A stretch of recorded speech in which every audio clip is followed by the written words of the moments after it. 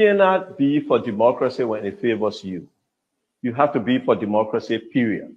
Okay?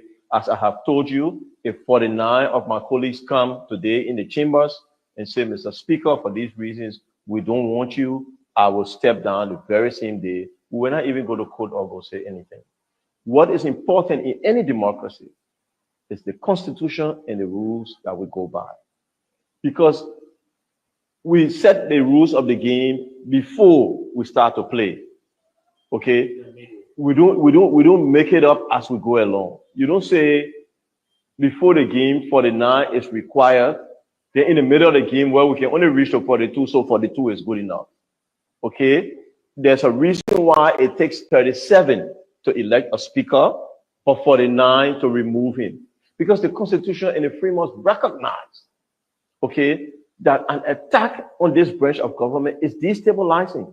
The only people who will tell you everything is fine in Liberia now are those people who got their head buried in the sand, are those who want to pretend like all is well. But the entire world has now focused on this issue and this problem, and the house is destabilized. You know, there is somebody running around calling himself speaker and looking for recognition that is not given. Okay, you can't be that dense in your head and that uncaring to say, look, you know, it's well, you know, we have it under control, and the legislature is not functioning. Okay, there are those who say, oh, why don't you resign for the sake of the country? No, why don't we go by the rules of the Constitution and the House for the sake of the country? Okay, why is it the removal of the speaker is the most important thing on your agenda? Why?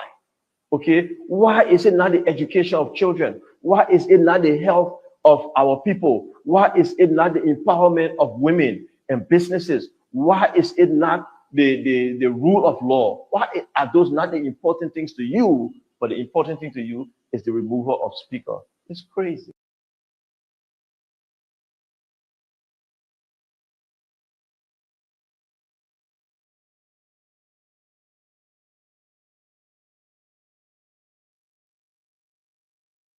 Cannot be for democracy when it favors you. You have to be for democracy, period. Okay? As I have told you, if 49 of good afternoon, good evening, whatever you are. It's good to be back tonight on the closing argument. Today is April 7th, 2025. It's 5:25 p.m. U.S. Eastern Standard Time in the U.S. I'm in Temple, Pennsylvania. Very calm weather today. But it's good to be back on the closing argument. It's good to be back. Happy to see everyone. Hope everyone had a good weekend. And we look forward to having another interesting show tonight, especially as regards to our country. But before I get the show started, let me say this. I think a few weeks ago, about 2 or 3 weeks ago, we had Mr. and Mrs. Giflaw in the studio on our show. Mr. Giflaw is the man who Mr. Sosa's hit in the face, and he fell on the floor. And now, as you are aware, Martin Colley and others have put together a legal team, and they have taken the matter to court. So the problem now is that in order to solidify the case at the court, they need a medical report. And Mr. Giflaw, now the medical report is what we're trying to get so they can solidify the case. So someone already volunteered to give half of the money that we need to do it. We just need to raise about $250 to see how we can get the balance report to send him to the court to get to the hospital so that they can get the stuff from the hospital and then take it to the court. So tonight we ask if anybody, wherever you're able to do for him and his family, so he can get justice. As you're aware, Mr. Sosa has been suspended off the job, Yeah, so there's a SendWave number there. Just wherever you can send $5, $10 for Mr. Giffler to go to hospital to get his medical done, so that the case can proceed. You know, everything like bro is money. So somebody already volunteered to pay half of the amount. We only need $250 remaining now just to get him there, and so we can get this done. Once we get it, the case will be in court, and we'll keep you guys updated about the case as it proceeds. So throughout the show today, we have the numbers up so that you can contribute towards his medical for Mr. Giffler, so that he can take him out to court, so we can get this done with. But so we just want to keep you abreast of what's happening. So if you have anything you want to help with, send it to this number, 0888-297311, and Mr. Giffler will be going to the hospital to get his medical done, and then the matters of the court will be elevated. The lawyers are already doing it free of charge. So all we need to just get a medical report and a medical examination so that we can proceed with this. So we appreciate all those who have been helping and contributing towards it. So I will continue to talk about it throughout the show today. But again, let me say, it's good to be back on the closing argument. Good to see you, brother. Hope everybody had a great weekend. And we are here again at the start of the week. We'll look forward to having another interesting show. As you are aware, on Wednesday, the Supreme Court of Liberia is expected to render the opinion in the bill information filed by Speaker Kofa and his fellow lawmakers on the Supreme Court opinion that was rendered. So we look forward to hearing from them on Wednesday. Our guys are all set. They're all set, getting ready for that landmark opinion from the Supreme Court. And so we hope and that this will finally bring this almost 7 months of impasse at the House of Representatives to an end. So let's get ready and see what happens on Wednesday as the Supreme Court come down with the opinion. As I said, again, also this week, hopefully, we have a very important guest who will come on. Perhaps either he told me, he said he might let me know by the end of today or tomorrow the exact date he'll be coming on. But he'll be coming for the first time since he made some important move. He'll be making his coming on the closing argument to sit down with us and we engage him and ask some questions about the socio-economic and political situation in our country. So look forward to that. And we'll be having this week too, Professor Lester Tenney from the University of Liberia. He'll be talking to us about the state of the state of affairs at the University of Liberia, highest institution of learning. There have been issues about people getting fake clearances to graduate. He'll be discussing about that and the challenges faced by our higher institution of learning and other higher institutions of learning. So look forward to Professor Tenney coming on the show this week. I'm sure either by Wednesday or Thursday. On Wednesday, Martin Cody will be here. He confirmed it this morning. He should have been here today, but because of he has his classes that go on some field trip, so they couldn't make it today. But on Wednesday, he'll be our guest to talk about a lot of issues that have been trending in the country. So for now, that's where we are. But we just got a notice from the Elections Commission. But before we go there, we ask the people out to just come in and weigh in. Let's just came on the show so we can get started. Hey, Tomalin, it's good to see you, and it's good to be back on the Closing Argument on our Monday edition of the Closing Argument. I know couple of things. Some of you guys reach out. Some folks reach out to me and was asking why we have not come up with the story involving Mrs. Boyman Nikki, Mary Boyman Nikki, and also with the whole Salalas Rama saga. We are trying to get some legal documents.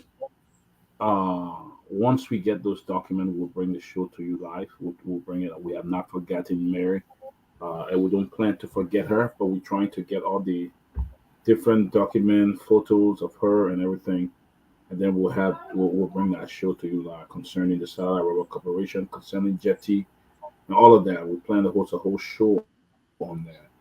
So once we get all those information together, we'll bring it to you and on the state of her condition. So we'll do that. But we just didn't want to keep you waiting. But I was just thinking about it today that the Supreme Court, why is the Supreme Court taking so long to come up with interpretation or the ruling?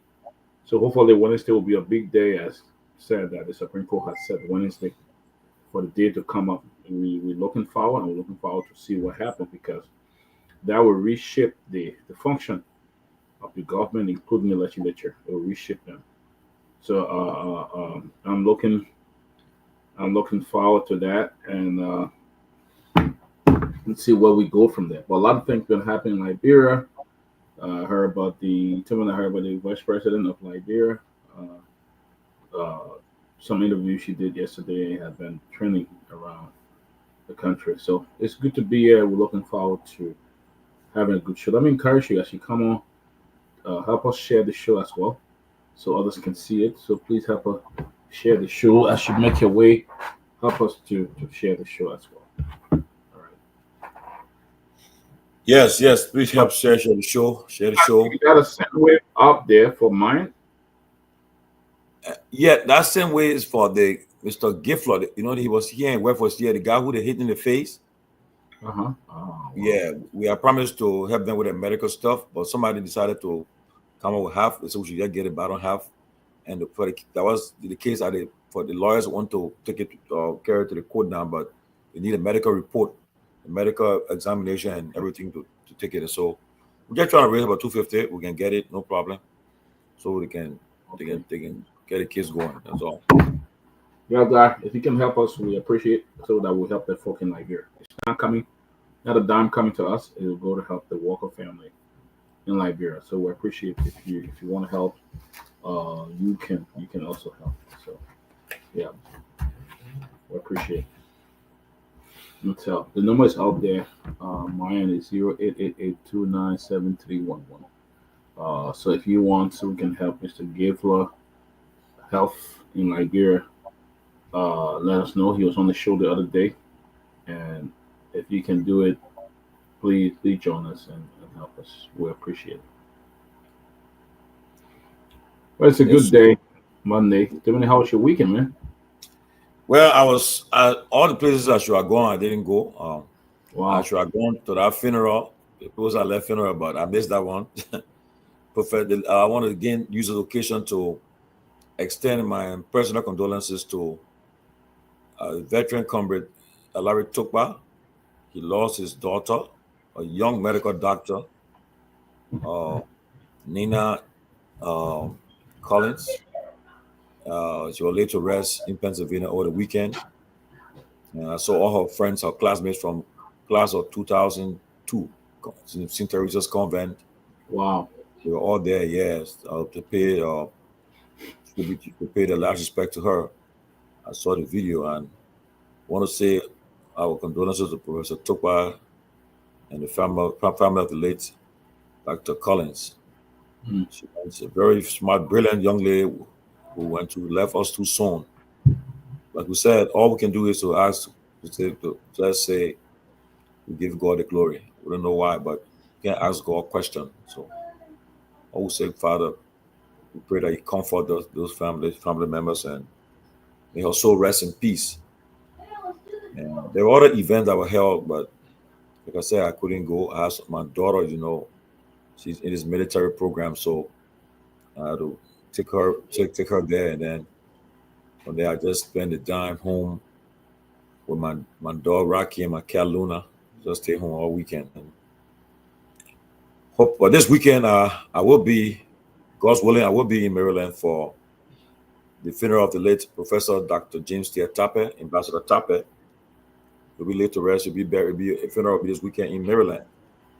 And Professor Tappe, as I said, it was somebody who I met when we went to Nigeria in the 90s. Students from various universities in Liberia we went for a conference there, and he was ambassador at the time to Nigeria, Togo, and Benin. And he accommodated us very well, treated us very well, and we had a very good rapport with Ambassador Tappe. It was through Ambassador Tappe that we were able to meet the late Nigerian politician, Chief Abiola. And when we met Abiola at the embassy, he even gave us $10,000, the students that went that time. So he had contact, man. He was a man who had contact. Man could talk to any Nigerian businessman, anybody. He was able to connect. That's why it's important who you put in your foreign service. People who can open any doors for the country. You don't just take anybody because you're a friend and put them in the foreign service. Put people who can make an impact, who can create opportunities for Liberia and Liberians. And Professor Tappe, he was someone who did it. He was Liberia's ambassador, extraordinary, plenipotentiary, accredited to Nigeria, with concurrent accreditations to Togo and Benin. So a funeral will be held for him this weekend in Maryland, Baltimore. I see all the great guys there tonight. I see what's that? The Gators, Florida Gators. Florida Gators, yeah. That's tonight, baby. That's tonight. Every bar is booked. Yeah. We pray. I see Mr. Gibman, yeah. I see Comrade Nangbe. I see young Sidiki. I see Ansu. Sidiki, tomorrow ANC making big news tomorrow, eh? Yeah. Tomorrow's a video program. Ta and all of Ta will be found joining ANC tomorrow. He rejoined ANC, right? Or what? He's not joining, but he's returning home. He went home tomorrow. Wow. Yeah. But guys, tell us what's on your mind, man. Tell us what's on your mind before we get the show started. What's on your mind before we get the show started? Sidiki, what's on your mind? Yeah, for me, let's mute while we talking. A lot of noise. Hello? Yeah. Okay.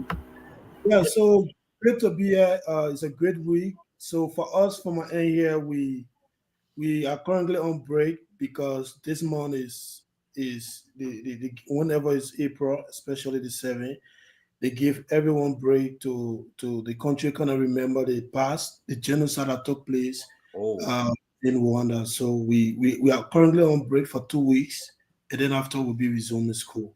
So regarding about Liberia, so the Yellow Machine Sangha, have restorated again. So that is something that I've been thinking about.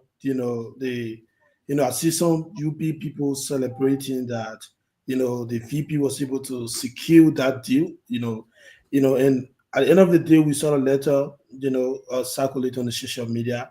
And also, yes, I hear Dr. Peabody talking about the Supreme Court ruling into the House of Representatives, the speakership case. So I'm glad that, on Wednesday, they are going to be given a final ruling. And I hope, they do the right thing. And also, lastly, what's on my mind is, of course, tomorrow, the big program. Mr. Cummings will appear on 50/50 Sky FM in the morning at 10:30 a.m. and then followed by that return program. We had a lot of parties that left because of some internal wrangling. So tomorrow they're going to be coming back to work together, so that we can see our best to give you a last try, ahead of 2029. So it's a great program on tomorrow. And then on Saturday, the youth wing of the ANC will be having a retreat. what a great, momentum to build up right after the reunion program, and then the youth wing having a program on Saturday. So yeah, so basically looking forward to a great show tomorrow, or today rather, and then looking forward to a great program from Liberia tomorrow at the ANC headquarters. Thank you. Yes. What's on your mind, Mr. Dr. Peabody? What's on your mind, brother? Well, you go ahead. I gotta continue my little man here in the basement playing game. You go ahead. Dr. Peabody, do we sitting? Okay. How you guys doing? I'll go. Yeah, go ahead. Yeah, Tomalin, and I was coming and you're talking about Alaric, losing his his daughter. Yeah, a very sad moment. Young doctor, I think born 84. Left us too young. I was out there with my wife. You're in town? Yeah, I was. I didn't. Were you at that? I didn't see you. Oh, hey man, I was talking about this on Saturday, but then I just missed that one. We we were late. We missed the funeral, but at least we show up at the church, the repast, and it was just but there was a lot of I guess a lot of celebration. I expected to see a lot of sadness, but I saw a lot of celebration. Alaric was in town. He had come from Liberia. I joined my brother-in-law. Dr. Yanko Kawo. He was there with his wife as well. A number of other friends. Bati Toba. Kobe. Wilson. A lot of young fellows. Fred Williamson, my friend. Benana. Grimes.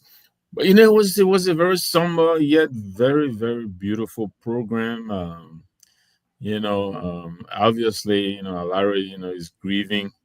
But he's a man. He's taking it like a man. But I'm glad the guys, showed up to give him support. So I think he was very pleased by that. The other thing that's on my mind, our colleague Cyrus. I honestly regard him as one of the youngest and probably most knowledgeable of Niba politics. Has come out to endorse Council Yellow. I think that is newsworthy. I saw on his page. He's coming out. He said it was a hard decision for him because he respects Koga. He still regards him as his father, but I guess he feels Council Yellow is more fit for the job. So I hope you'll come on to explain to us, one of these days. And then finally, before I pass you on to Jerome, I don't know why this is not really trending, but apparently there's another mysterious death at the LRA. I'm picking up some James, I believe, Goma, who seemed to have died mysteriously, and they're quoting the wife as alleging that she believed that he knew something was afoot, that some people were after him, but he wouldn't tell her because he was being manly about it and kept it on the wraps, but she knew he was not himself.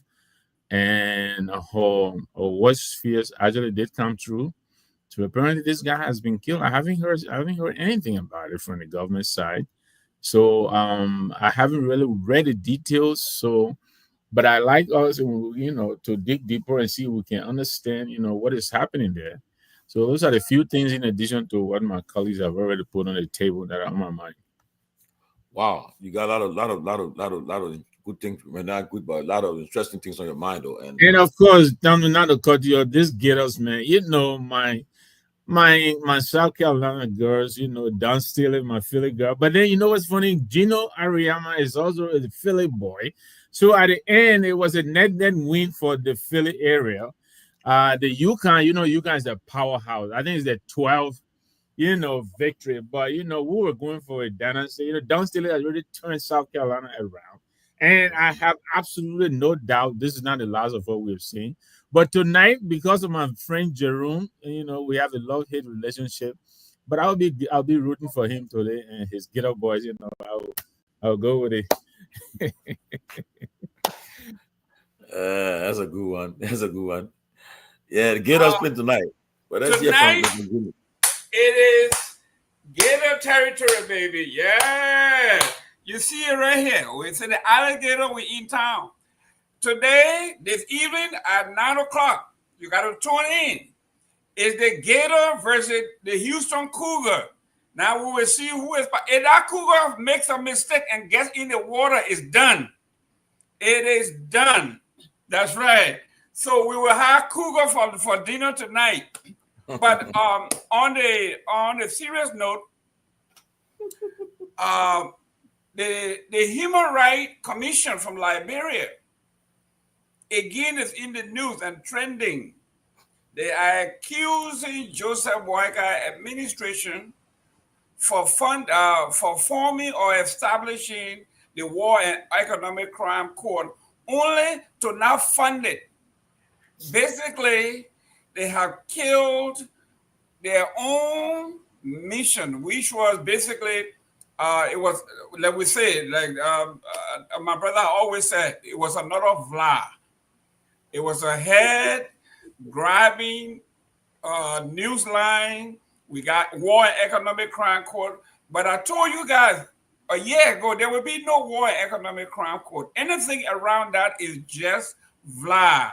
We are talking about public relations. There's nothing. Today, we have been vindicated. The Human Rights Commission said this office of the War and Economic Crime Court has no funding. It has no money. It only has money to pay salaries and nothing else. So you and I know there will be no War and Economic Crime Court per se. Second, we also want to, I think, Tomalin brought this up. These people are still in jail in Liberia. Mrs. Boyman, I think her name is Boyman. She was the leader for the union, and she has been in jail accused of whatever the crime is. She has not been able to obtain bail, at least until Friday, when the last time I checked. It's something that we also need to talk about. It's also trending. If we have the U.S. ambassador says, if you have friends and relatives in this country and they overstay, this is the time to kindly ask them to leave because they will go after them. They will catch them, they will persecute them, and finally, some of them may be banned for life. Coming back to the United States, those are some major issues. And finally, this is perplexing. The vice president of the Republic of Liberia says he denied China the opportunity to finance the 285 machines. So they are going to EcoBank to ask for funding. The government, the government is going to a private entity to ask to fund one of their signature projects. It's getting, the old river people say, getting curiouser and curiouser. That's it there, Tomalin.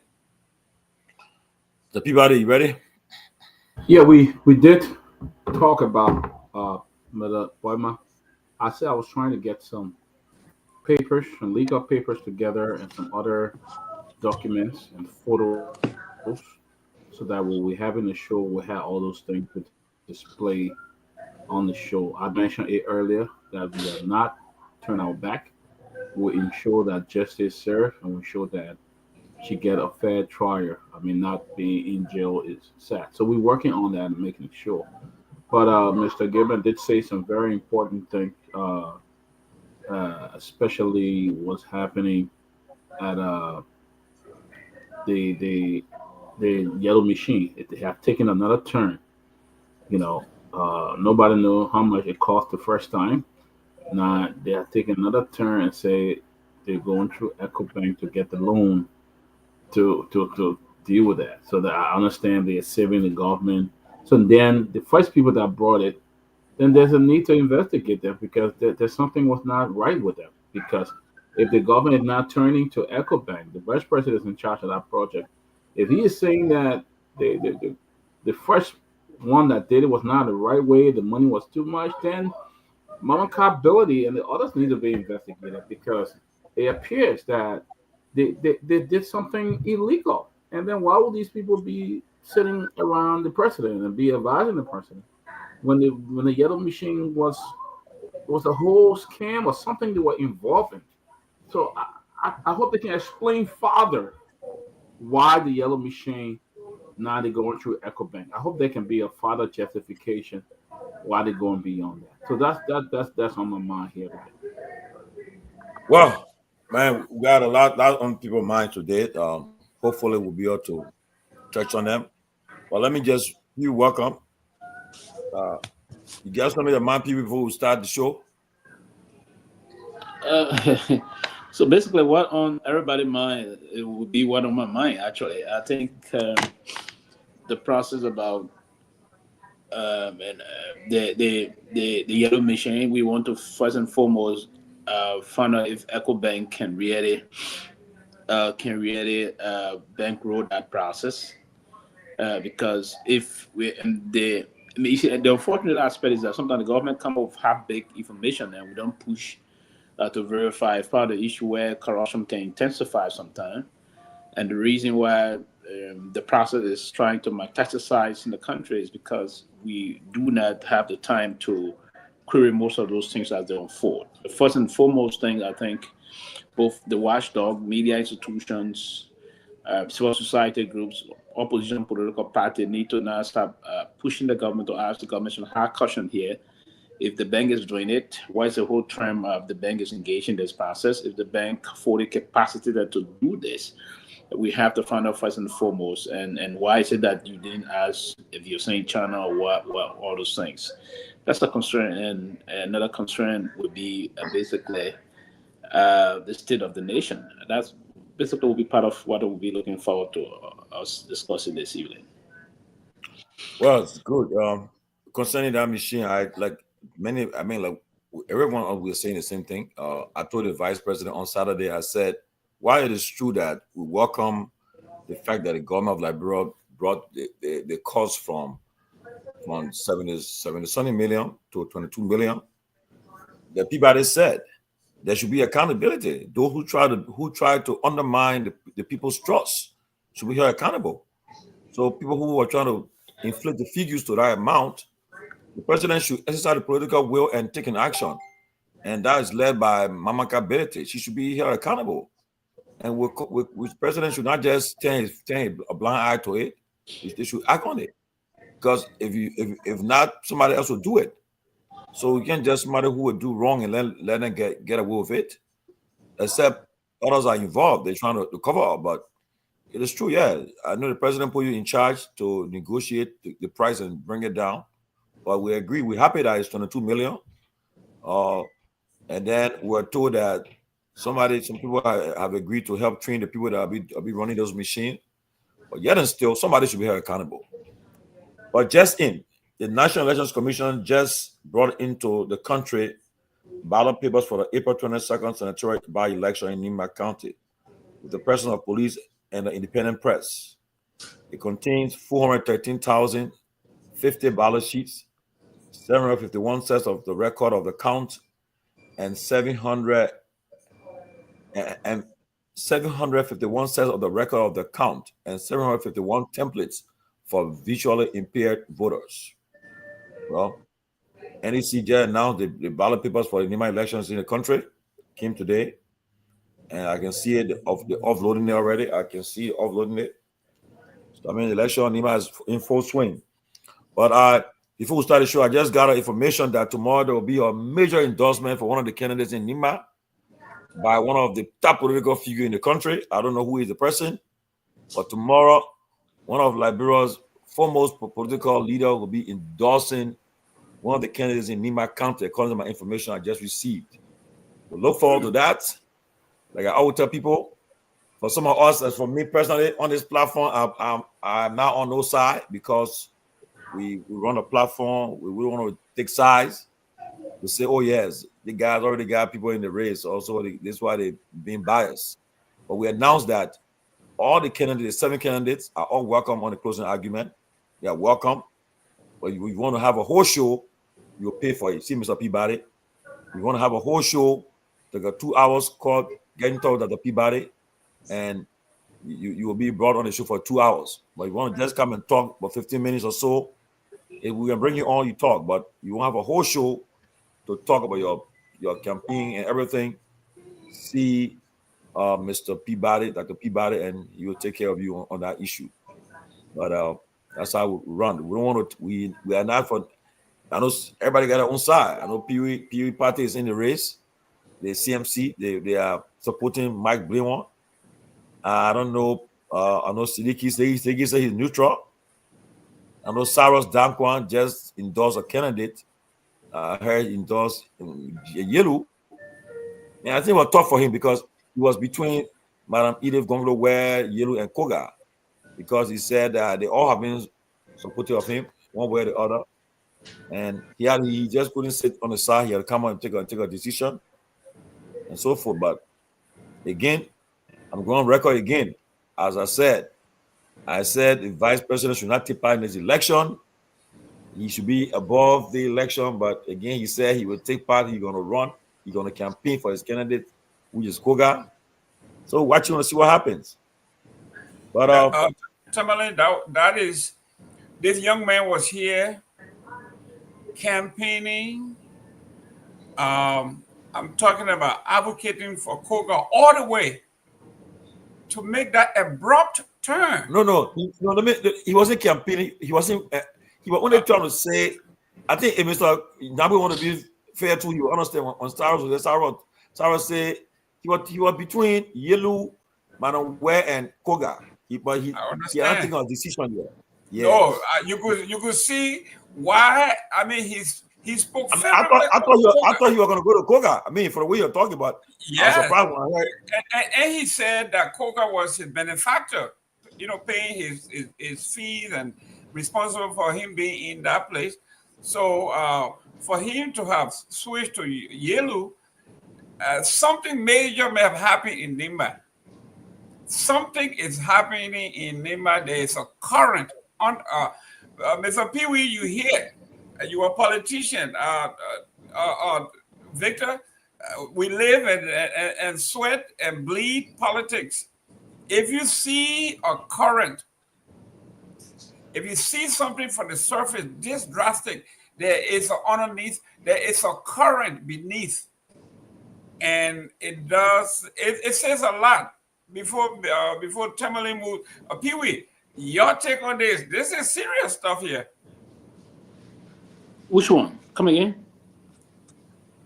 Are you here? Yeah, I'm here. Go ahead. Okay.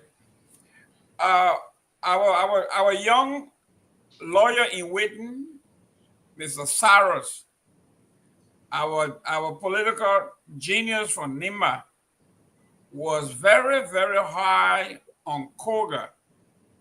And he said that Koga was his benefactor, were responsible for him doing his further studies in Rwanda. And he said a lot of great things about him. And all of a sudden, he endorses the opposition.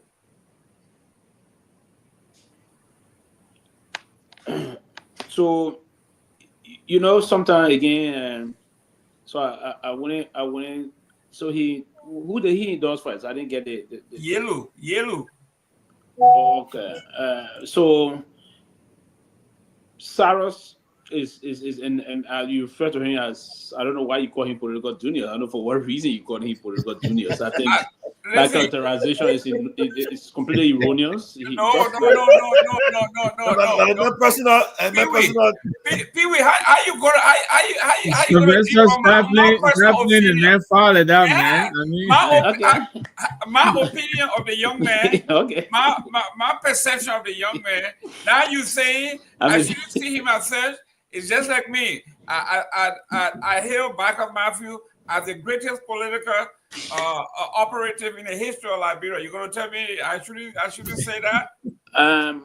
Okay. No. Listen, because I know it's just part of it. It's the political process we find ourselves in. I think, but he's deeply conflicted, and juniors need to be very analytical and to the point, and your analysis have to be something. But he very deeply. I've been following. I haven't had the time for us to share the show together, but he's deeply conflicted. Well, not anymore. He have taken side. No, he took side, and so Pewee, I mean, don't Mark Blue, you would have said the same thing. No, but you don't listen. To come politically, somebody you didn't know the kind of person I am, right? To come politically and say, "Oh, somebody did one for me. I can't say he's a good person. Peabody did one for me. He's a good person. I can't do the one he's doing. This person did it for me. He's a good person." 4 persons he called and said he had done it. He had endorsed my. What I said the same. He would have been deep, not only as a polarizing, conflicted element, right? So, politically, you have to be a little bit savvy. If you're not politically savvy, then it's a problem, right? You only do this, and anyone want to take it. Now, other thing he said about Koga, he said this, said that, said this about other men. Listen, I don't want to go there. So, trust me, it's a choice of water. He's a junior, but I think you have to learn more he's far from that, because political juniors don't behave the way he did. We have to be basically analyzing, striking the balance and pushing the line moving forward. I'm not saying this from the partisan position. Actually, no. I'm saying this from the young man's own conflicting role he's been doing in recent time. If someone was sitting in his own level and say, "Hey, yes, I think I need to," and the fact that he came on now to come indoors and all of things. No, listen, I'm not from NIBA, but I think I'm old enough to understand the geography of NIBA politics, the way they assimilate the basis of their political process. I'm old enough to understand that. And again, the process is not beyond having a political party feeling a candidate, but I thought if you didn't want to do from the beginning, what he should have done was to play in kind of a neutral role, right? Be neutral and be seen as the way Tomalin tried to project him. Tomalin set the very good basis for him, So he set the basis for him to be the way you wanted to call him, to be a political analyst coming up in NIBA, right? He should have kept on that trajectory. But he got himself deeply involved in the polarization of NIBA politics and then conflicted himself in the middle. So again, it pushed you to be, and you just announced that now he's now officially, he's now taking the side by endorsing one of those he already conflicted with from the beginning. Because what 3 were the co-guy, what Kehleboe Gongloe, right? So now coming to say, he's a NIBA politician, but he's a young man. He's learning. That's part of the slippages. We call this professional slippages. You're going to make those mistakes, and you're going to have the opportunity to make those mistakes, and then you're going to allow yourself to make mistakes and course correct. I will hope that he's going to course correct moving forward. But he got some deep sense of reasonable understanding of the NIBA politics, and that should be appreciated. Though again, young men coming in a kind of path, there will be the opportunity to make those kind of mistakes, and the mistake can someone be genuine, and you own up to those mistakes and you grow. He's gonna grow up from it moving forward. I believe after obtaining the law degree from Rwanda and coming back and practicing the sense of it, he's gonna learn more. But he's fast growing. He's a smart young man. But again, he got caught up in the tension of the politics. I hope Sidiki didn't miss the man of. But he got a deep sense. The other people from the other side will say, "Pewee, you are involved in those sour grape. That's why that's what we call sour grape. If he had endorsed you, you wouldn't have said this though." No, listen, I come in. Let's be fair here. Go back and play this something. I've been following the show, so even I'm not going to follow the show. The reason why I use the word, they put on saying sour grape, you had to come back and teach me what the word conflicted means. And you help us also, right? I don't want to go somewhere. Let's go back. I've been very fair. I've been very fair to him, right? Let's go back to the issue. If you listen to him, he said a good thing about. He said he said it. He said he can support you either way that good woman to him. Koga sent him to school. The other man and parent did this, nothing. All the posts on you. Why is that? If I were to come in a race and talk about that, I would have to be definitive to say this is what 2023 elections. I have my role very clear. I didn't come out to say I will support have someone because the man play a role in the thing I knew before. No, that's what I meant by being conflicted. So that's the portion I'm saying there. But I'm not doubting him. He's a smart young man. Trust me, he's smart. But that's why I'm just saying he was just color in the mix of those things and the way he had to do it. Then he got a course correct. There was some mistake he going to make politically. We all did those things when we started. When I made my debut into politics, 2005.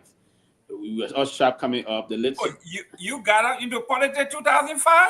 2005. Victor, yes. Victor, we shouldn't be talking to this man. This man came to politics 2005. Jesus Christ. Listen, and you need to understand the role. And then you that talking about this thing, you didn't play the active role when I mean 2005, I started playing active role in politics. Meaning, yes, 2005, because 97, I didn't vote 97.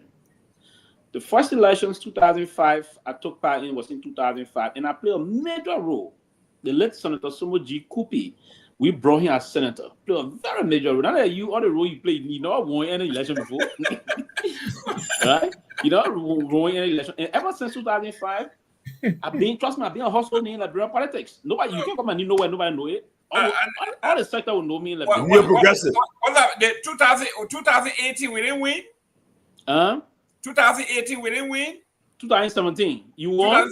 2017 we didn't win? No, you are you were running campaign where they say you didn't win. You didn't run no campaign. So Sylvester, yeah, go ahead. So go ahead, Tomalin. I will come in when you're done. Okay, let's get going. Okay, I want to touch base quickly on this issue about the former vice president. I know today Senator DeLon raised an issue about it. Yesterday, I think she was heard saying that she has not gotten her benefits yet, and so forth. She didn't get any benefit as a senator. Just for a few minutes, let us just touch on it. We go around the table and everybody give their view, their take on what they heard about from her. She haven't gotten the view, but about before we go, let me just also, I know today somebody brought it up in one of the chat room today about this. Let me just read the headline on what it said, and maybe we can help form our discussion from there too when we're talking about this issue. Okay, here's it. They say, okay, the first story is reported first that on April 6, 2018, they said Liberia former Vice President Joseph Boaga deprived of health of just benefits.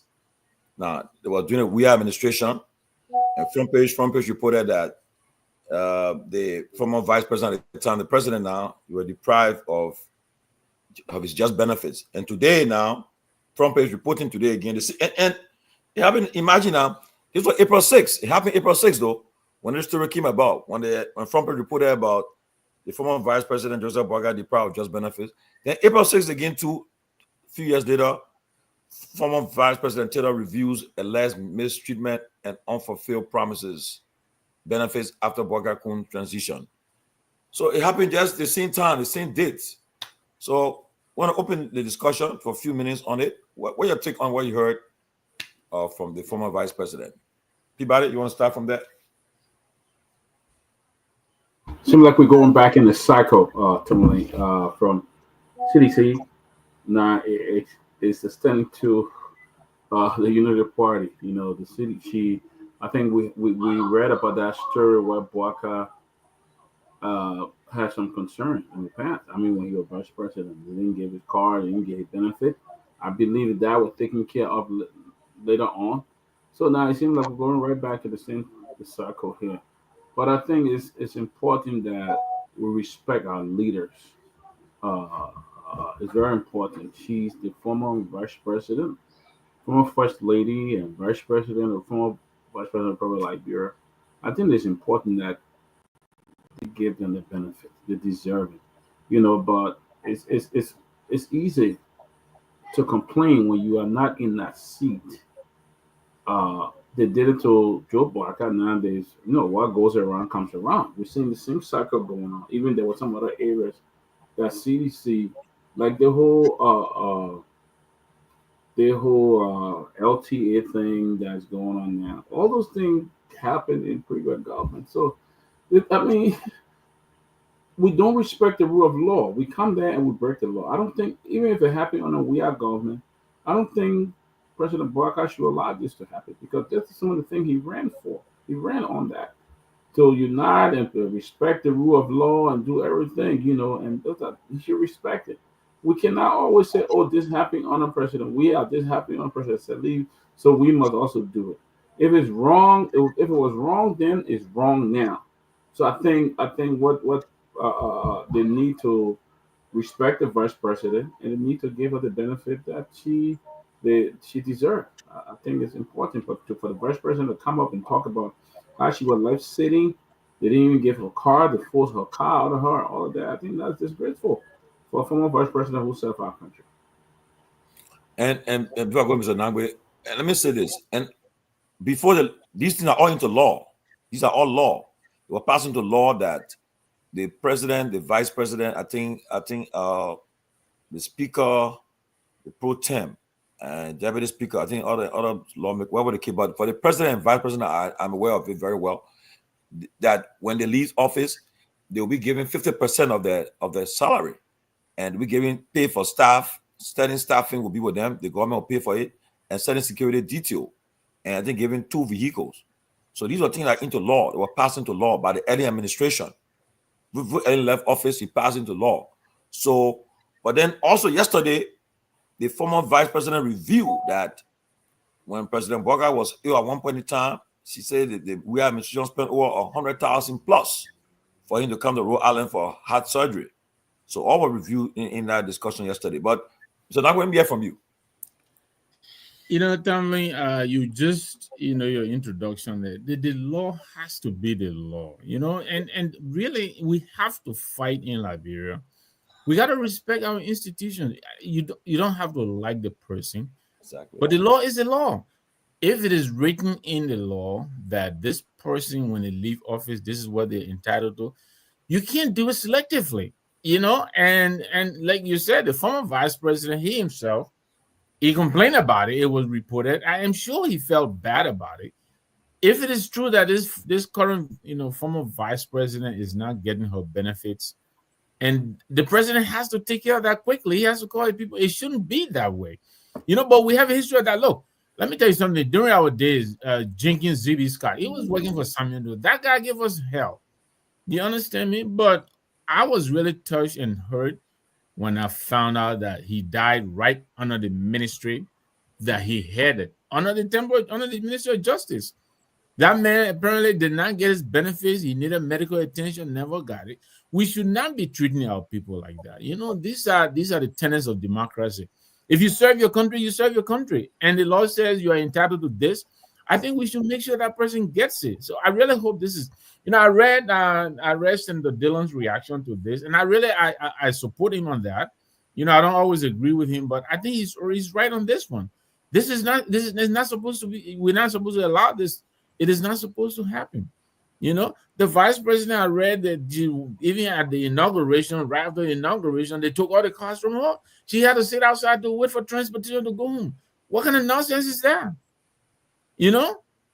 Why? I understand she has 6 cars assigned to her. If you're taking 4, then give her 2 to take her home, and then you can record the cars.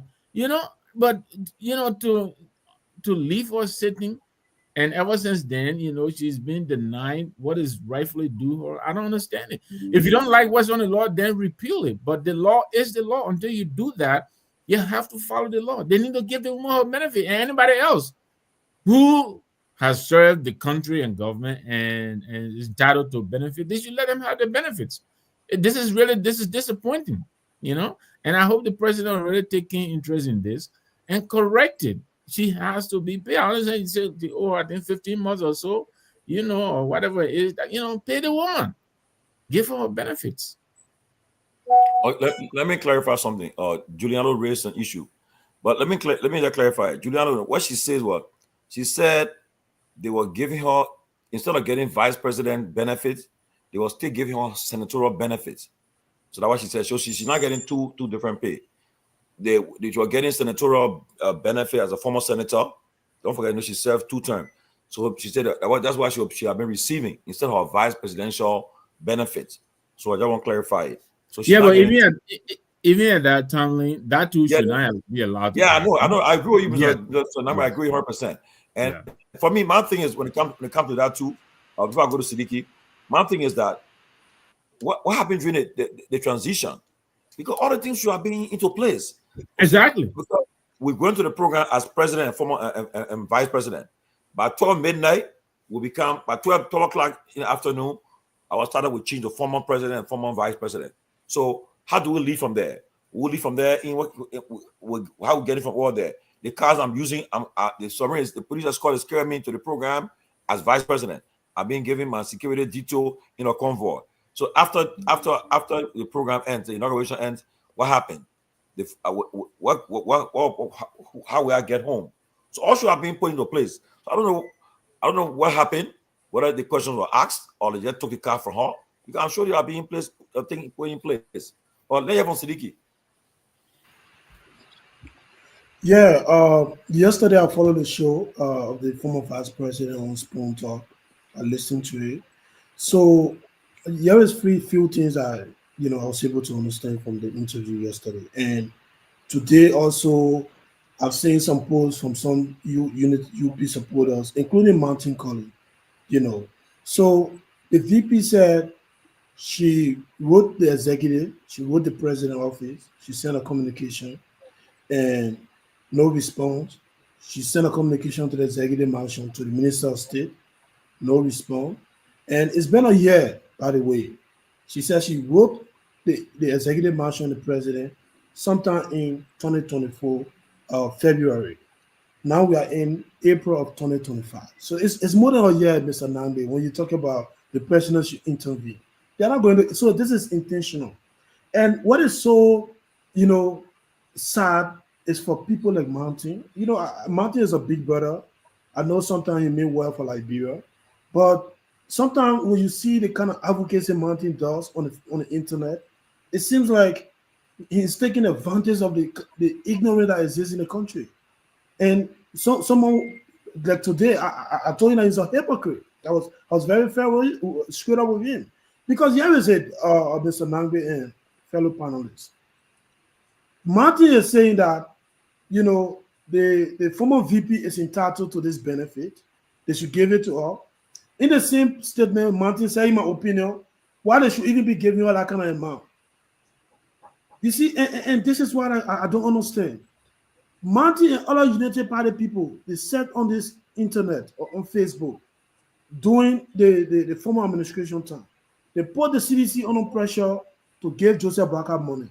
And the VP, even as Brother Tomalin revealed, she said Joseph Barker was sick. The government of Liberia spent 120 United States dollars, 120,000 United States dollars to send the former VP abroad to go and do a heart surgery. So Martin at the time never came up and do a post and say, look, this money is too much. We should not be giving a former vice president who has served in government for 40 plus years. And if anybody should be denied benefit because the country is spending wasteful money according to Mountain analysis, then the country should have denied Joseph Barker benefit. Because this is a man who served at FPRC, 12 years as vice president. And the same year he turned, power over, the same year you could not afford to go for his surgery. The government had to spend 100 and some more thousand United States dollars. Do you know how many Liberians died? Because they can't even afford 5,000 United States dollars to go abroad to go for treatment, and they lost their life in our country. Joseph Barker's life is not better than those people's lives. And so they do this because he's a former official or he's a former vice president. So today is Joa Howard Taylor because she's a sedition. And you come on, you put up analysis and say why the government is spending that kind of money, recognizing the fact that we have, high rate of unemployment, and then the country is rated as the 8th poorest country in the world. The country was the 8th poorest country in the world when the government of Liberia spent 100,000 plus on Joseph Barker to send him for a heart surgery. And the unemployment rate was at the same level when they spent that money on Joseph Barker. So this is what we don't understand from the United Party people. This is intentional, Mr. Nambe. They're not going to, maybe now the public is coming up, to kind of, side with this, the former VP. Maybe they're going to intervene. But 1 year, this is not 1 month, 2 months, 3 months, 6 months. She said she wrote a communication to the president himself. Sometime in February 2024, the Minister of State. So today, we are in 2025 April. It is more than 1 year. And they ignore that. They don't want to give her a benefit simply because, she's a sedition or she was a member of the CDC, administration. And this is wrong. We should not be doing this. That's what caused us today the Capitol building burned down. And people don't care about that. All they care about the Capitol building burned down, the Capitol building burned down. So it's really, really sad, to be frank with you. It's a sad, situation. Mr. Gimmett. The hypocrisy in what is happening, and one of the young men who have always followed me around, we used to debate, Amola Mame. Mame was a straight shooter. You name it, he held the CDC accountable, held their feet to the fire. For him and Martin Colley, both of whom were on the same mission train. One used to call himself Rescue Rambo, and they were going all around. For Mame today to say, why the outgoing administration, we didn't make sure that car was reserved for the vice president during the transition. Joseph Boyka and the Unity Party are not responsible for this, but the CDC is. I just cannot understand. I know for those of you that have been around transition, when you have a transition team, what happens is every asset that is being turned over is part of that note. When that inauguration takes place, the outgoing administration has no power to delegate power or authority to anybody. It is the responsibility of the empowered administration to do the administrative work. So for Mame to say that Joseph Boyka should not be held responsible because CDC should not have turned over all the cars, they should have kept some for the ex-official, is nonsense. It's nonsense. Once the new administration comes in, the outgoing administration has no power. And it is only right, and protocol dictates, that when everything is turned over to the new administration, this is why this government is continuity. The rules of law doesn't stop or end from one administration to another. That's why they had a transitional period to give an account. What's happening? What's not happening? What's going on in foreign affairs? What are the national state security? All of these things will be briefed, turned over in their turnover notes. For the vice president to say, after the inauguration, not even the protocol officer turned around to find out who are the ex-officials within the government, how people are getting home. Even if you are not in government, when you have guests, platform guests, people who are your guests, it is your duty to make sure that these people are safe. They return to their hotels, they return to wherever they were being hosted. That's what Mr. Pewee, who is part of the Foreign Service here, knows. That's the protocol. All those guests that came to grace that occasion, it is the responsibility of our government, the host, to see that they get the proper security, they return to their hotel, their food and everything is taken care of. For the vice president to stand under a tree for 45 minutes calling around for a ride. There's no way anybody can defend that. It was an error. Just admit it. It was a mistake. We say it was during the exuberance of the celebration. We're all happy. We won, and somebody dropped the ball. And what happened to auto car the buff with NASCAR money? Well, that's what we're saying, because the guy said that according to Kula Fofana, President, we are in the CDC turned over 45 cars. 45. and then you say why the CDC never kept 2 of those cars to take care of the ex-official. It's nonsense. Thank you very much. Pewee.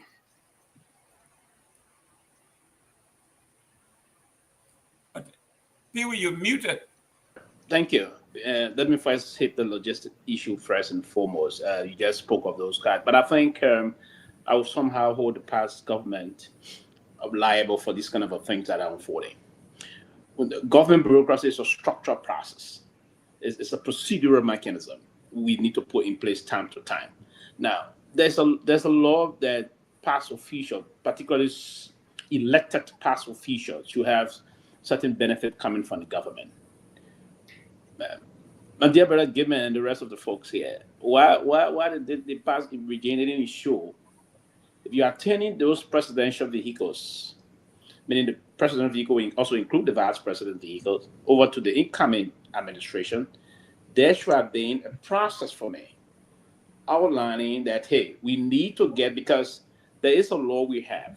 The president and the vice president, even the speaker, but particularly the president and the vice president are entitled, the president is entitled to 2 vehicles.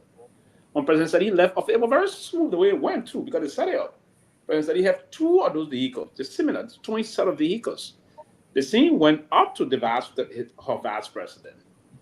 I thought the past regime should have put into place, but I think that there's something that slipped out and these things came out. But now here, part of the reason why we had a very devastating civil crisis in our country was because of the rule of law was not adhered to. We didn't respect the rule of law.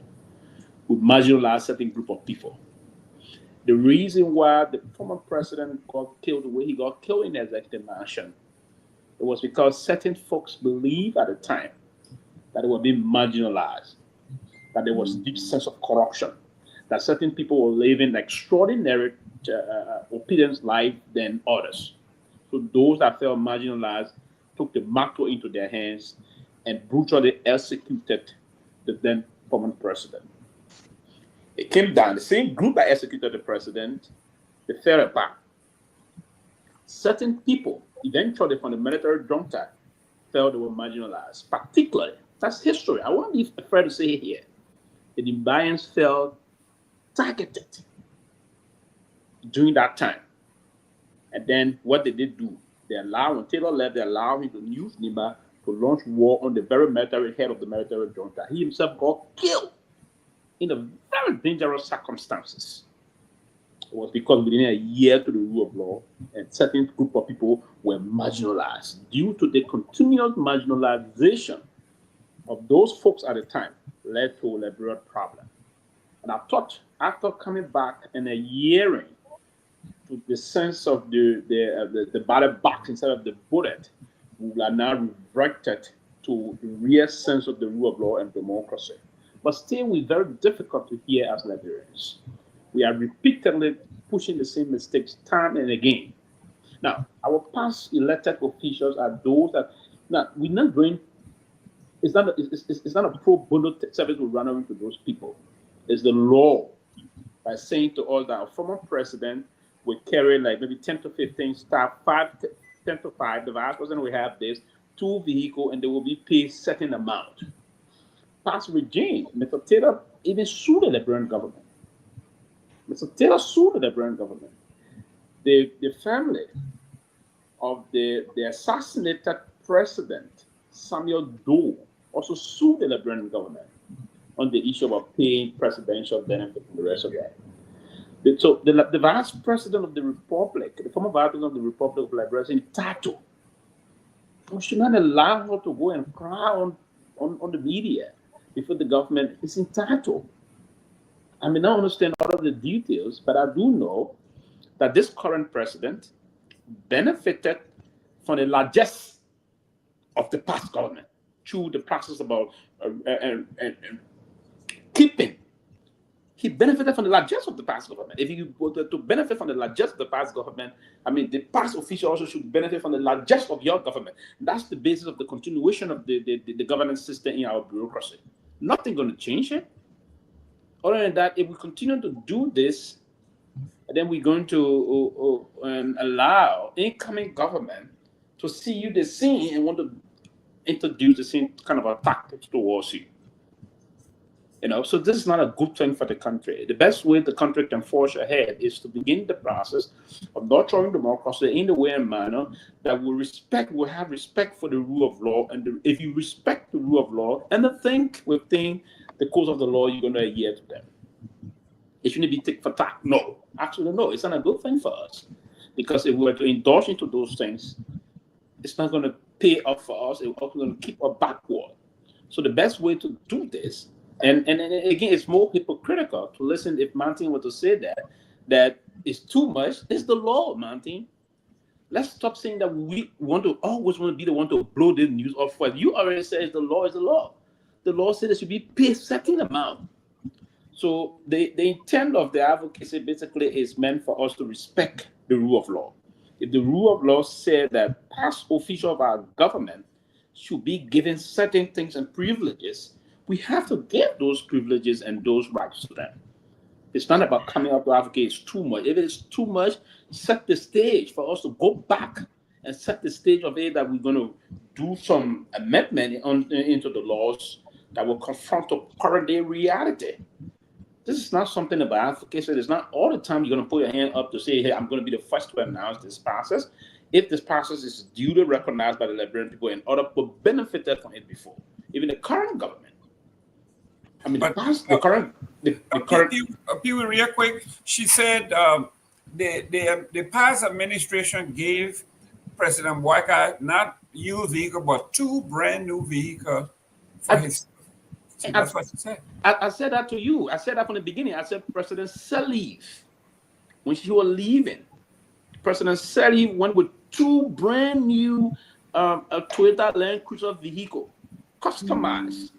It's not an ordinary, comfortable one. It's not a standard one. Customized. 2. It didn't stop there. President Sirleaf got a small police vehicle as an escort, as a pilot vehicle ahead of a 2 vehicle, making a 3 vehicle convoy that should normally move around the commute along with. And the vice president also.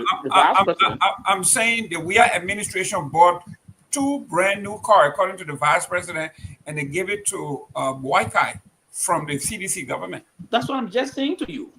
Both President Sirleaf and Boyka went with new vehicles. Part of the Weah administration. Are we together? I'm listening. I'm listening. Yes. You said tit for tat as though no. As though the Weah presidency never. No. I'm not saying the past. I'm saying that if they continue the next administration what they're doing now, the next administration want to do it to them. That's correct. This group that's now. Correct. Okay. Yes, that's what I'm saying. Quickly, let me end here. So, for me, I think we need to go back. The president, and I think that's why I emphasized just now that if you benefited from the largesse of the past regime, there are a lot of people to benefit from you, right? And you're not doing it no good. It is the law, it is their right, it is their entitlement. And that's what part of the debate the last time, other people saying, oh, the former vice president, now the current president, the vice president getting nonsense, like his right to get it. He should get it. But the only thing is the regime that is current can facilitate you getting this smoothly. That's the process. And that way I will end here too many on that. But I think the former vice president should not be crying yet for vehicle or for her benefit. She's entitled to it. Let's go back to it. Taylor's in jail. He got his family. If he got any benefit, give it to him. That's the law. And that's why we should learn. We learned it from the United States. Let's practice it. And that's what the United States does. And that's why they are referred to as the beacon of democracy across the world. And we should admire them and try to perform the kind of way to do things. Thank you. Well, so in all the, somebody said earlier, the law is the law. Once they were acting into law, you should give what is put in the law should be given to her. If we're talking about the amount is too high, that's a different ball game. They can take it out with the legislature tomorrow or whatever the case, and somebody can put on the floor and say, y'all cut the benefits of former president and former vice president. That's a difference. But right now, what's in the law she's entitled to should be given to her. I don't think any argument about that. So I was glad that she raised it on during an interview, and now I'm sure that have provoked public discussion, and is now I'm sure people are now talking about it now. That's something that they don't say they're going to look into it. So definitely, I know she will get a redress from that issue.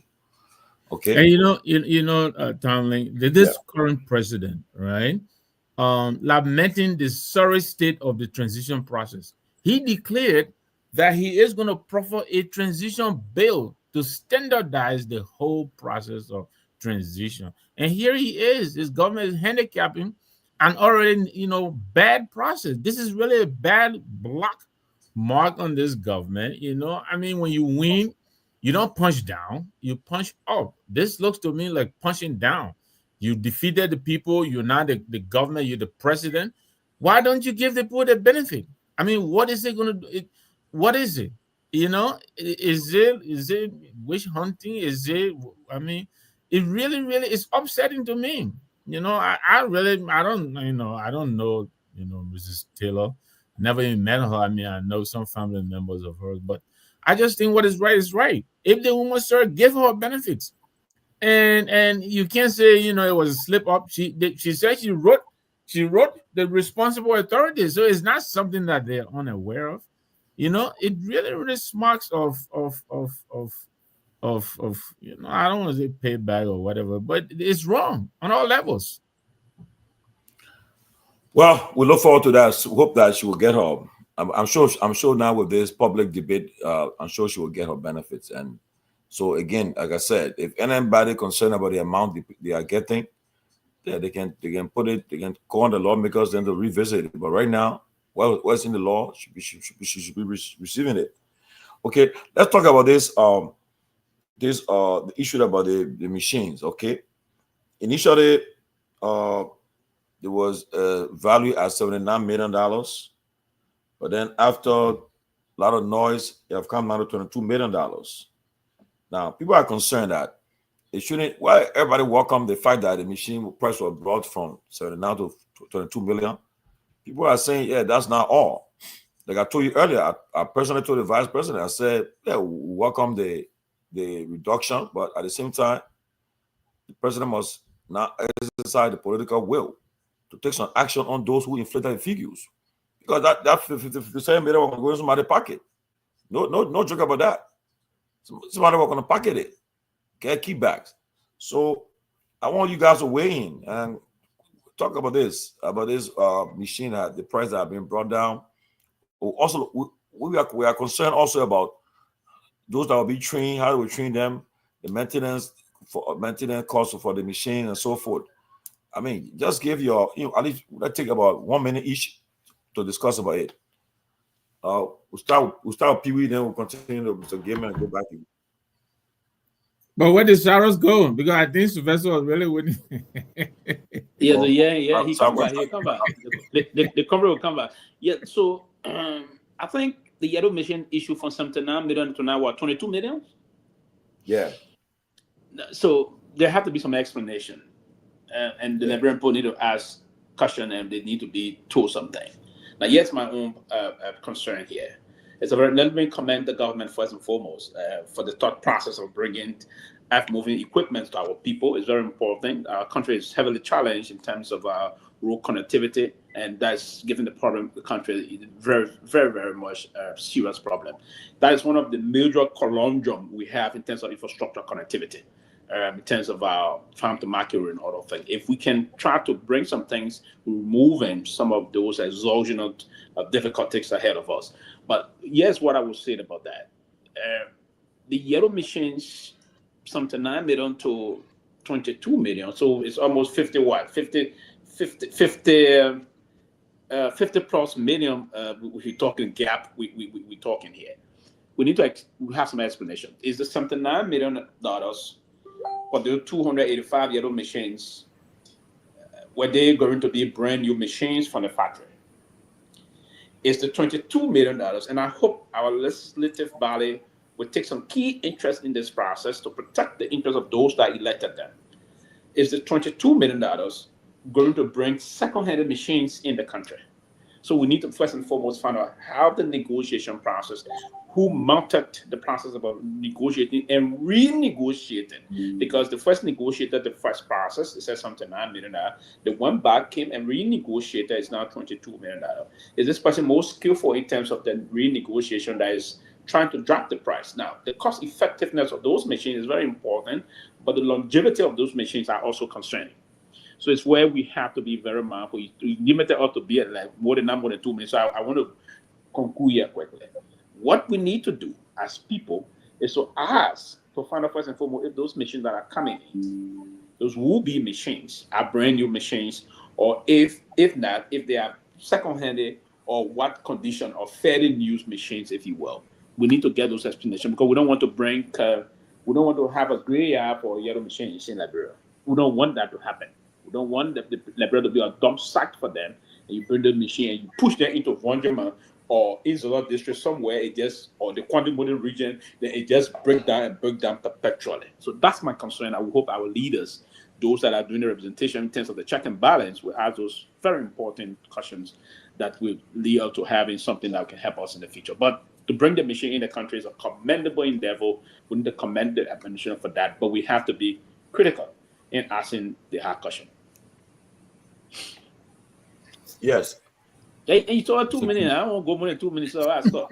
Yeah, Mr. Gilmer. Yeah, I think he said 1 minute. Yeah, at least I went 1 minute 30 seconds. So I'm sorry. Yeah, I think Mr. Pewee is trying to praise his uncle here, knowing very well this man, your uncle.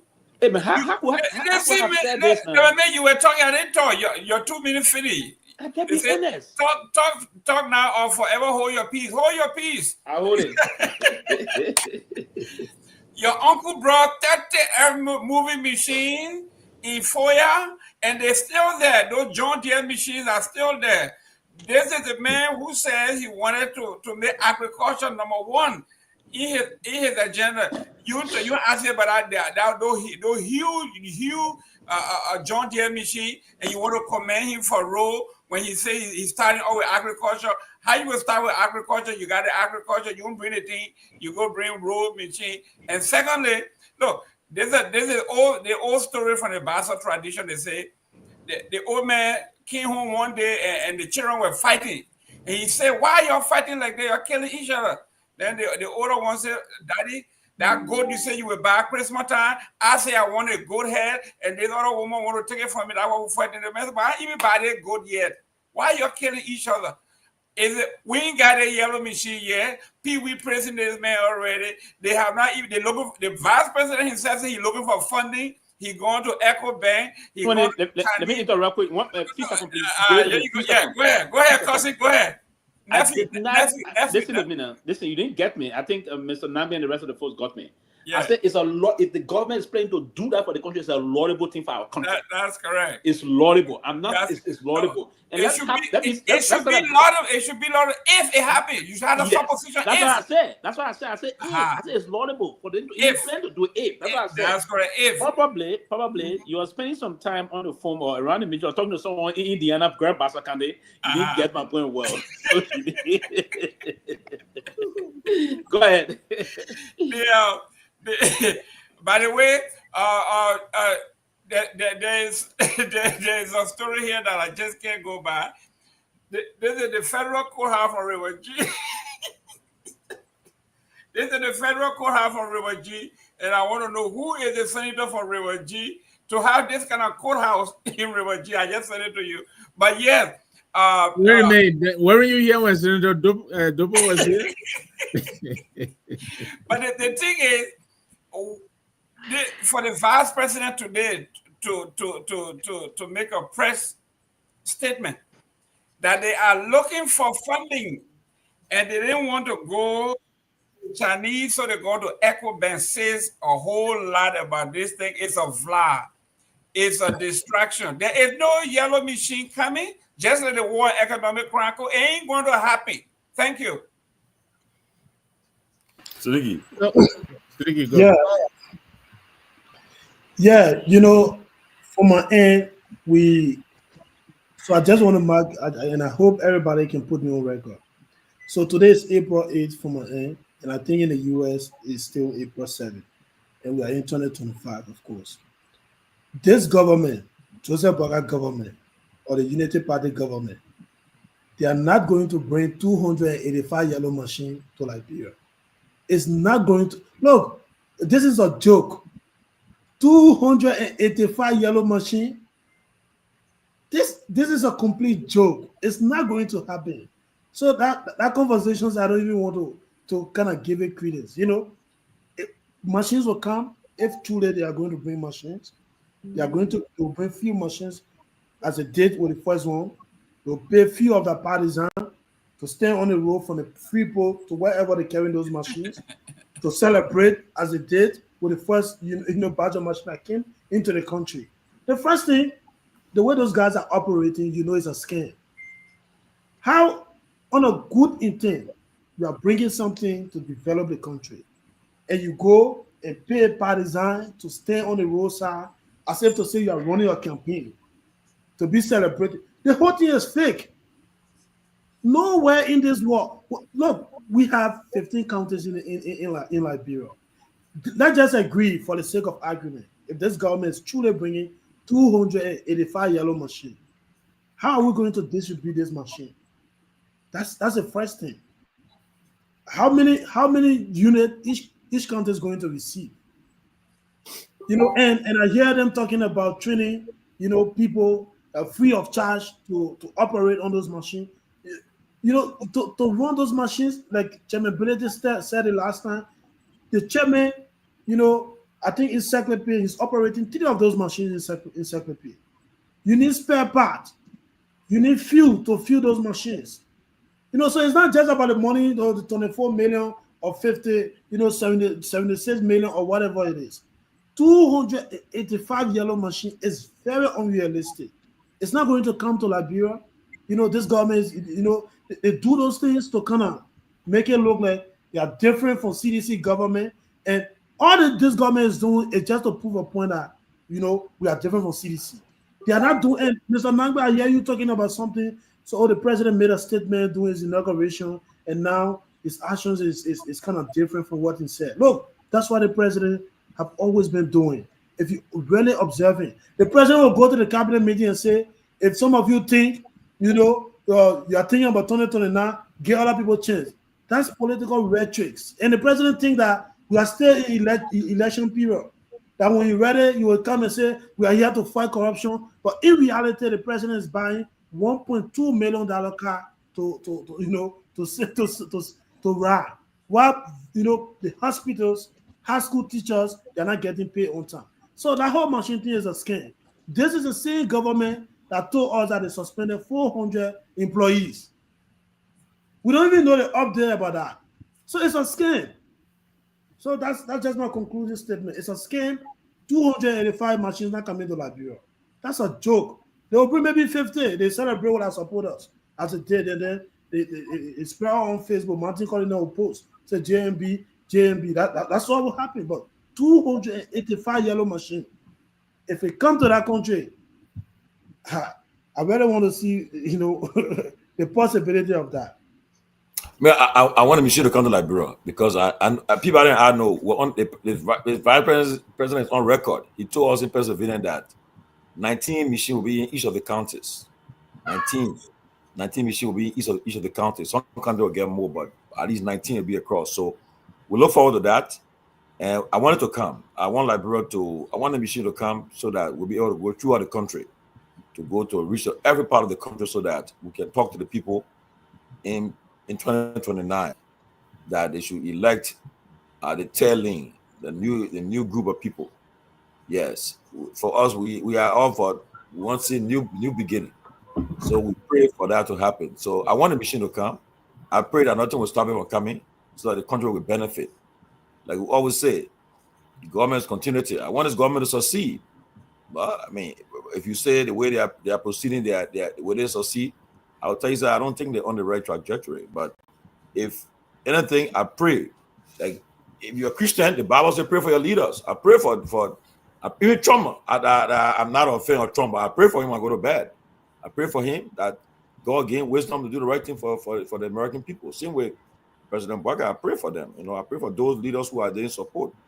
But I wanted to succeed because at the end of the day, the country will benefit. It's all about the greater good. So I pray that happens. But if they don't happen, then you guys will be right, and we'll be on record. When the election comes, we'll hold them accountable. So that way. Yeah, I mean, Tomalin, let me channel Joe Biden. When he was vice president, this is a big deal. If this government succeeds in bringing these machines, I mean, from the part of Liberia I am from, this is a big deal. My people, except for the advent of Keke and Pempen, but my people have still been carrying their luggage on their head to go to the car roll. So, this is a big deal if they do deliver on it. But this whole yellow machine saga has become such a fast-moving target. That I have adapted the way I will believe when I see it attitude. So many times this story has changed and taken on a life of its own on different legs. Some legs going north and some legs going south. So, but if they do pull it off, it's a real big deal. And I think it will. If they do pull it off, this will give those of us in the opposition community a very difficult time to dislodge this government, because this is big. Too many people are going to be happy about it. I will be happy because, like you say, if they succeed, Liberia wins. In spite of the fact that I may support a different candidate or so, but yes, this is a big deal. So I hope they will deliver on it. But like Sylvester was trying to do the math. 75 million, 22 million, that's $57 million difference. You're talking about right now from 79 to now, three and a half times the original price. That's where we are now. So, we're waiting, and hopefully, they will succeed. I think I like the idea of bringing in EcoBank. EcoBank is a regional bank, even though the Qatari, they own a giant share, but EcoBank is more or less a bank that is very, very widely used in Africa and the sub-region. So I think they will have an understanding and appreciation of the difficulties that we face, and hopefully the loan will be structured in a way that will not squeeze our people too bad. I understand the payments, I think it's drawn up, I think in 3 or 4 installments, not to begin until February of 2026. That's what I was reading today. I think that is what happens. I think that might not be a bad deal. Give them ample time to prepare themselves and put money aside and pay these people. I understand EcoBank is going to pay upfront, and then the government of Liberia is going to pay. But Sylvester, he was right. Does EcoBank have that capacity? $22 million is no chump change. So we'll see. But all in all, this is a good thing for Liberia. It will do a lot of good for the country. It will open up the country, boost our healthcare sector, boost education, boost agriculture, boost the economy. I think there's just a win-win. But to Sidiki's point, there is the question of maintenance. That has been a question that has bedeviled us Liberians like forever. We like new things, but we cannot maintain anything. The things coming, 285 pieces is quite a tall order to maintain, and already the way they're doing the math, it brings a lot of questions. Simple mathematics, all the counties are not equal. How is it you're giving every county the same number of yellow machines? I would think that the bigger counties would carry, larger quantities than the smaller county. I'm from Maryland County. I don't think Maryland County and Lofa, for instance, or Nimba or Bon, even Basso, I don't think they should receive the same quantities of machines because they don't cover the same land area. And I don't think they're, even with the difficulties we all face, I don't think the difficulties are so enormous that they will require machines equal to the bigger counties. But I will leave it there. No. Before you go, this machine, the reason why some of us are very skeptical, remember it started with the president said the machine was not going to cost Liberia a dime. It was free. A friend of his that believed in his dream was giving him this machine. And it was predicated on a gentleman's handshake. Thank you, Jeru. Thank you. You said that. Yes. So how come now we're going from gentleman's handshake to 79 million, from 79 million to 22 million? The Constitution of the law of Liberia says only the House of Representatives has the power to allocate funding, negotiate those kinds of contracts. They bypass the House and the Senate, and they give it to the Vice President, and he going on his private thing. Say he said in this thing, he single-handedly rejected the Chinese people's offer, and he going to Echo Bank. What kind of country is this? And well, in fairness, Okay. I think in fairness, I think the first, I'm not sure, but I think the first pieces or the bringing in of the equipment, the president, the letter has said no commitment has been made, no payment has been made, and if we couldn't agree to the terms, the supplier would then take them back without any cost to the government of Liberia. I believe that's what the letter said. No.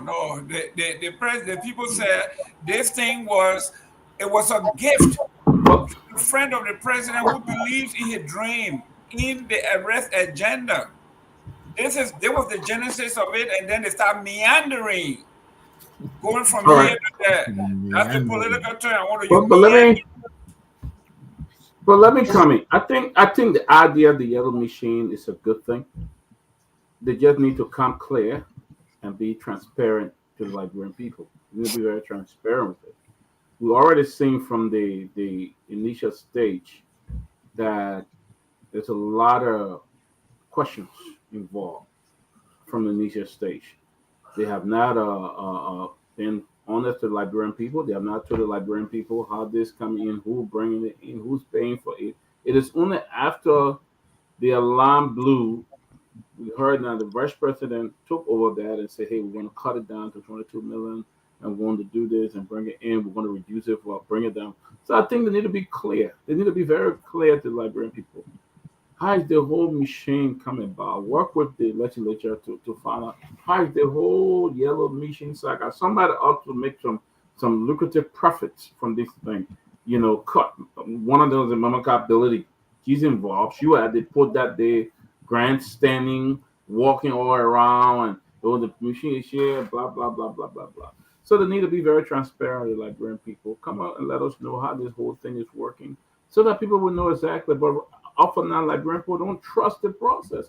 Even if it's reduced to 22 million, Liberian people do not trust the process because there's been a lot of feature-looking stuff around that make it look very, very, very fishy. You know, untransparent. It's not good at all. You know, so they need to be very, very clear. So Liberian people will put their trust. But right now, Liberian people do not have any trust when it comes to the whole yellow machine saga. Liberian people don't trust the process, and I think the process is just kind of messy in some ways. But I think they've been sitting for a while. I think we need to give him a chance to talk. Sarah. Yeah. Sarah's waiting to this discussion. We'll talk about Nima later on, Sarah. So we'll have time to talk about Nima. So just waiting with the discussion that's ongoing. But why is Jerome laughing? Barman laugh? I don't understand. Thank you. Thank you for the opportunity once again. You know, I was not really prepared to appear, but when I was following the show from the background, you know, some things that I heard touched me, and I found it compelling to appear. But real quick though, you see, if hypocrisy was a human, I think the level of hypocrisy in Siddiqui. Sarah, beg you. Keep the Nima until we get the Nima. Let's finish the machine. We'll go to Nima. Beg you. Keep that Nima story for it. Sarah came out to fire. Sarah came out to fire like crazy. I want to respond to the hypocrisy in Siddiqui. You know, this guy has been attacking my credential. He wants to use me as a medium to raise his school fees through Cummings. I want to send him a very clear message that I'm not. Sarah, you're I'm not making not. pressure. I'm not. You're not pressure. You're not discussing the issue. I got a question for you. I didn't even mention your name. Mr. George, tonight you will see me go personal when for people 2 young people. Leave them. Okay, when let him people go when people attack when people derail from issue on discussion to attack your person, you have to respond because Siliki is just a freshman student in a university I attend. For him to be sending fake messages to Cummings people that he begs some money and to say the guy is not in school, Mr. Tomalin, here is my student ID. No, This guy is a freshman. This guy is a freshman in the school I attend. No. And he needs to know that. Sir, he's a young man. Don't go personal. Everybody that go to college, they got to be freshmen before they go anywhere. Don't go personal. You have to be a freshman before you move to the next level. So what's wrong with that? You don't go personal. So my issue is that not by your two, my man. Don't say that here, Sidiki. Not by your two. Other people watching the show, not. I'm between Sarah, your personal thing. I'm bringing it here, man. You gotta move on. No, but I don't even know what is personal between Sarah and No, but yeah, discuss the issue, man. Jerome talk about when people say Cummings is not winning, you take offense as though they are talking to your father. Cummings is a politician. You've been talking things about President Weah and nobody takes offense. But when people talk about Mr. Cummings, you take offense. You send malicious information about people. The last time I checked, you were on the show sending information to your ANC people that I'm not in school, I have dropped out. The comments are still there. You and myself have met on campus on serious occasion. Why is it that you will want to be sending fake information? You're too young to be fighting on the boot camp. Okay, so Sarah, you finished? No, man, look, they showing up by your two. With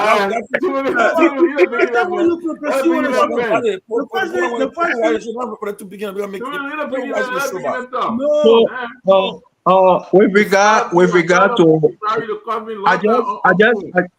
I just try to set our basis to make him know that I'm not staying with Mr. Cummings. I'm not staying with any politician.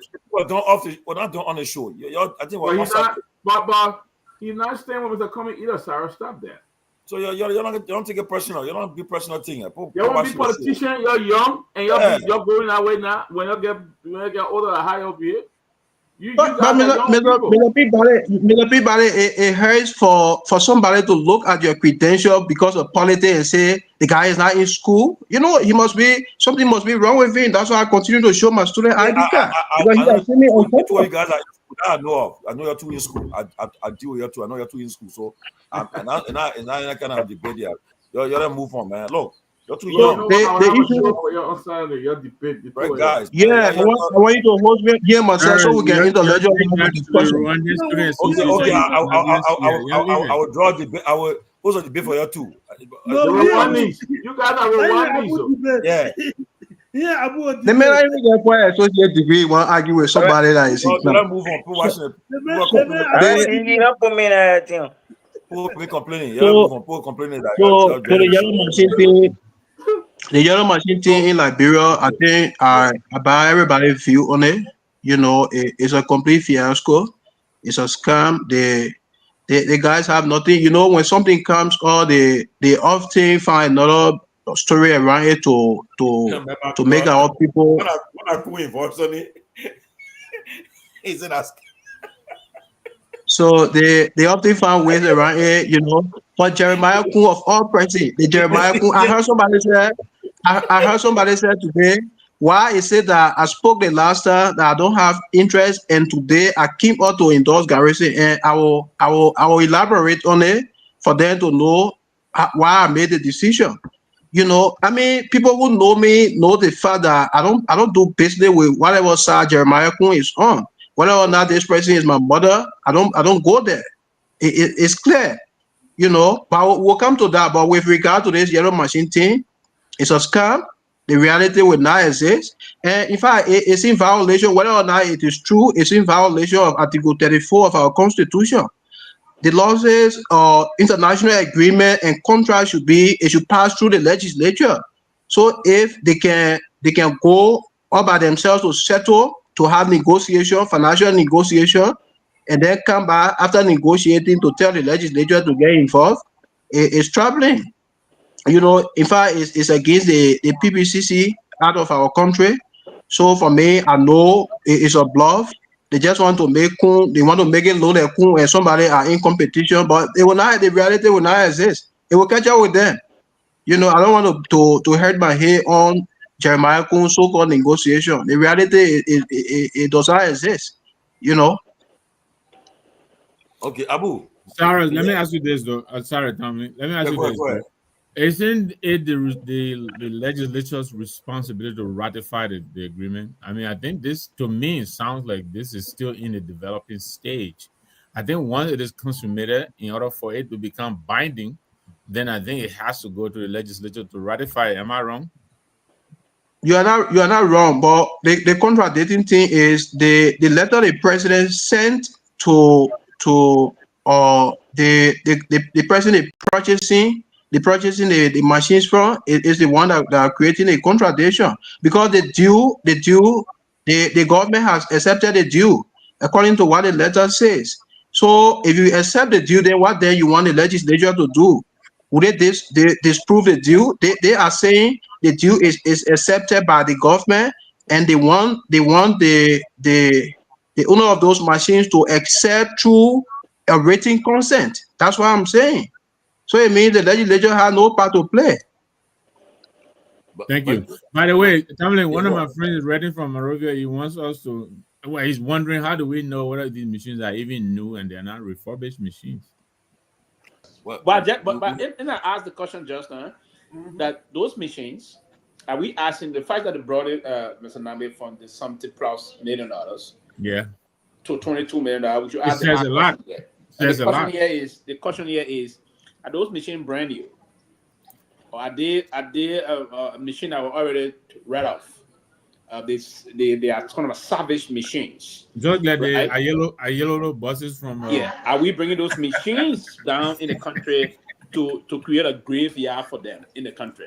So that's the kind of question. But my own brother here, not getting that aspect. He just going to now. Why it is commendable? You didn't get it. Why it is commendable? We are good news. But we have time to mind that. But Abu, wait a minute, fucking man.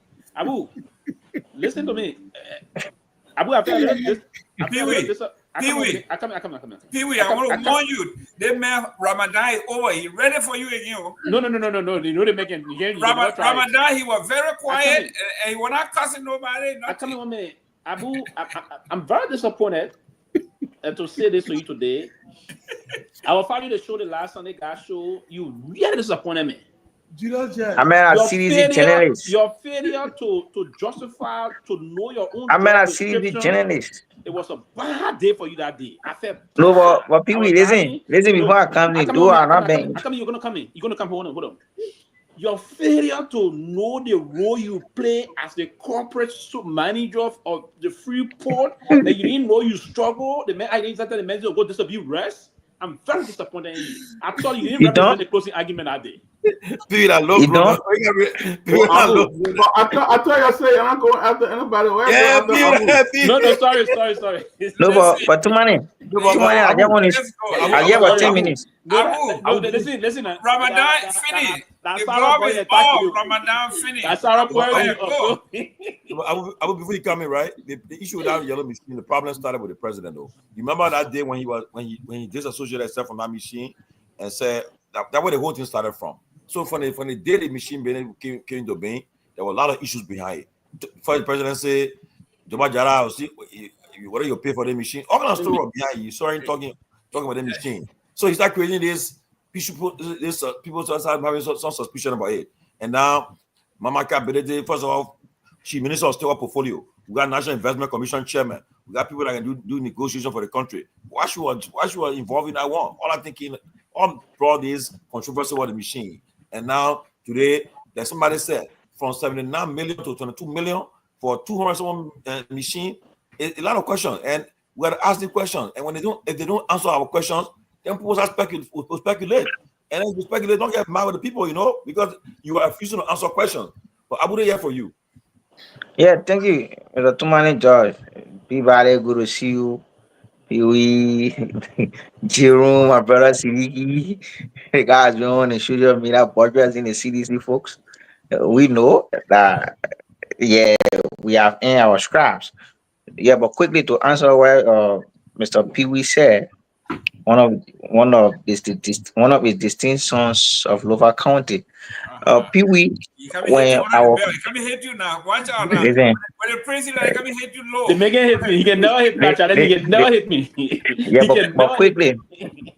but quickly, Pewee, he got disappointed in me. Yes, like some senior brothers who have been following us since we gained stability. They reached out to us to ascertain as to what led to us declining answering Julia's question. And it was for me, I think I don't owe anybody justification, but for the sake of the public and or do it for public consumption, the first thing is I was not following the show. I was not following it. I was headed somewhere along with my friends, driving, and one of my friends called me that Satya, a dismissed fellow from the port, was on the radio spewing out garbage about our institutions.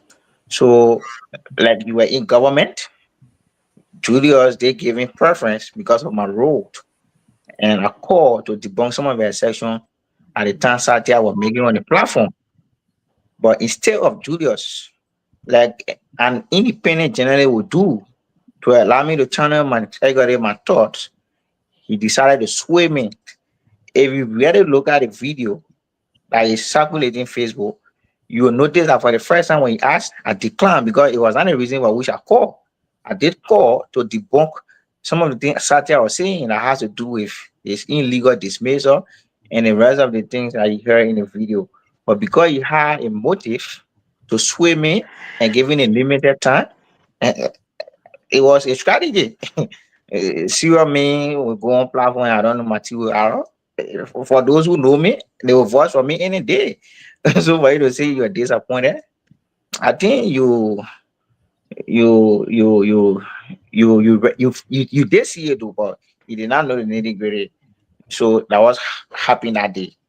Yes, that was happening. And I some of got my you. I friends, got you. I got you. I yeah, got you, some of Uncle whom we Rick. went to I school got with, you. they I know got you. us. I saw Sidiki commenting this I and got that. you. One called Freddie Fred, jobless fellow who comes to your friend who did. So that what happened. I declined not to answer it because it was not a reason why we should call. I did call to debunk some of the section made by our brother Satya of the CDC. But quickly to what Tomalin asks, the yellow machine, I recall vividly some part of last year, the minister of our portfolio, Mama Kabiriti, were instrumental in ensuring that the yellow machine comes so that we can dispatch it across the country. As you may be aware, citizens are confronted with challenges in bringing our goods from various counties to sell. So the president, in his wisdom, instructed Mamaka and some of the lieutenants to ensure that these machines are brought into the country to alleviate some of the challenges commuters are faced with in bringing their goods from various counties. So it was against that backdrop when it came folks from the port. Fortunately for me, I was part of that team. We paraded the street of Monrovia, and you could see smile on the faces of Liberians on that day. Unfortunately, the process was not followed. So the president, being a listening president, instructed the vice president to take seize of the matter. And Tumani is on the show. He's been following. The vice president has been doing it significantly well, ensuring that this machine comes to the country. So for whatever reason, folks on the platform are saying that it's fiasco. I think and that statement is induced by political sentiment.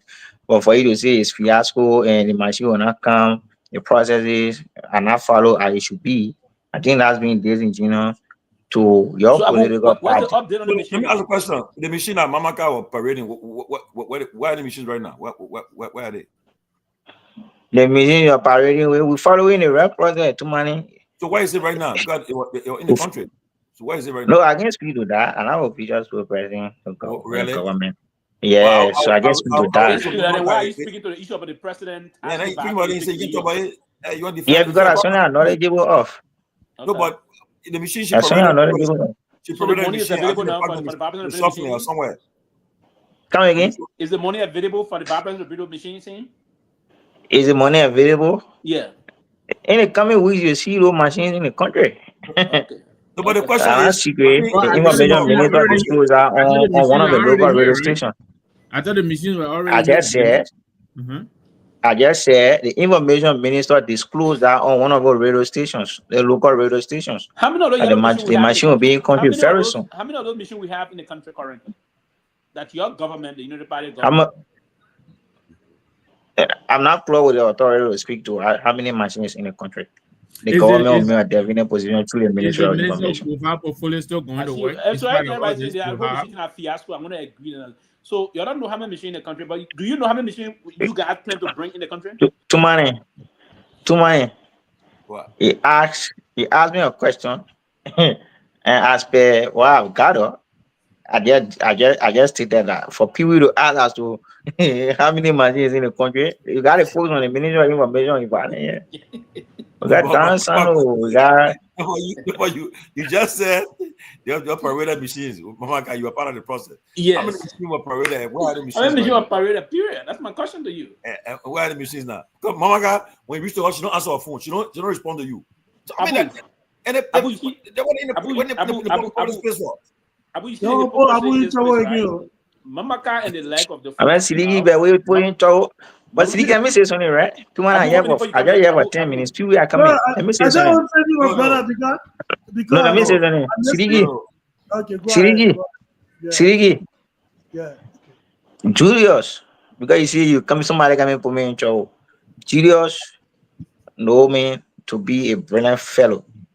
The reason why we see these guys, they tell my video is, did on Facebook, and most of the people that are posting my video are people from the other side. These are folks who, when they were in power, we did not envy them. I see my brother, Mame Bamba, commenting on almost everybody post. The former CEO, special assistant of Koji, hey guy, when you are former assistant or former special assistant of Koji, most of your friends have issue with him. So I just see a petty jealousy.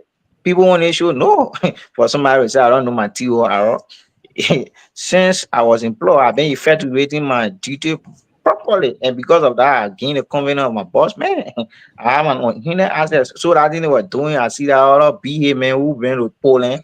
I don't know how many 7 years. You can get honor degree. I got an honor graduate degree. Okay, Abu, And the man who come and say, Now, who the man that? BA man who can be on spoon. They say Chingu Day. Abu, He say he recommend for my suspension. I say look at other man. Abu making progress. Before we go to the Nima, something just came in just now. I want you guys to weigh in. This is what can happen in the country, right? There's some people about the issue to rule in the speaker impasse. The Liberian Council of Churches, and the National Muslim Council of Liberia, they just issue a release tonight. And you know what they're saying? They come. I will not read the whole thing, but they're saying as a joint statement by the Liberian Council of Churches and National Muslim Council of Liberia. They are saying now that just so that's what they're saying. They're saying that in the interest of they say in the interest of what? Okay. In the interest of peace, national pride, and the sustainability of democracy, the council call on the minority bloc to accept the leadership of Richard Kuhn. What? Now, tell me now. You say what? I mean, all along they've been silent, right? Now they're trying to influence the opinion of the Supreme Court. At the 11th hour, why would they come and say all along they've been silent? They were silent. Now, some people are about to issue the opinion, found out the landmark opinion on Wednesday, with less than 24 hours. They come and say the minority blacks should recognize Richard Kuhn as speaker, and they call for and they say they call for legal suspension and the beginning payment of all salaries. I mean, for those who are suspended. Look, the Council of Churches, people need to condemn them for this. People don't take them serious. Well, come here, let me finish. I come in finish. People don't take them serious no more.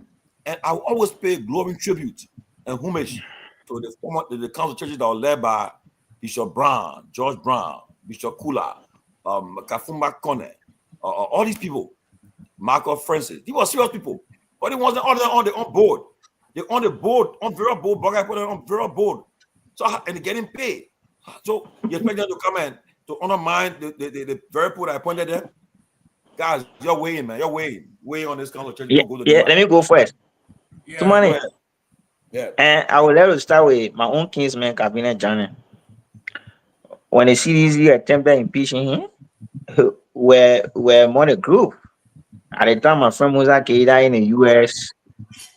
We went to communities that mostly dominated by our kinsmen.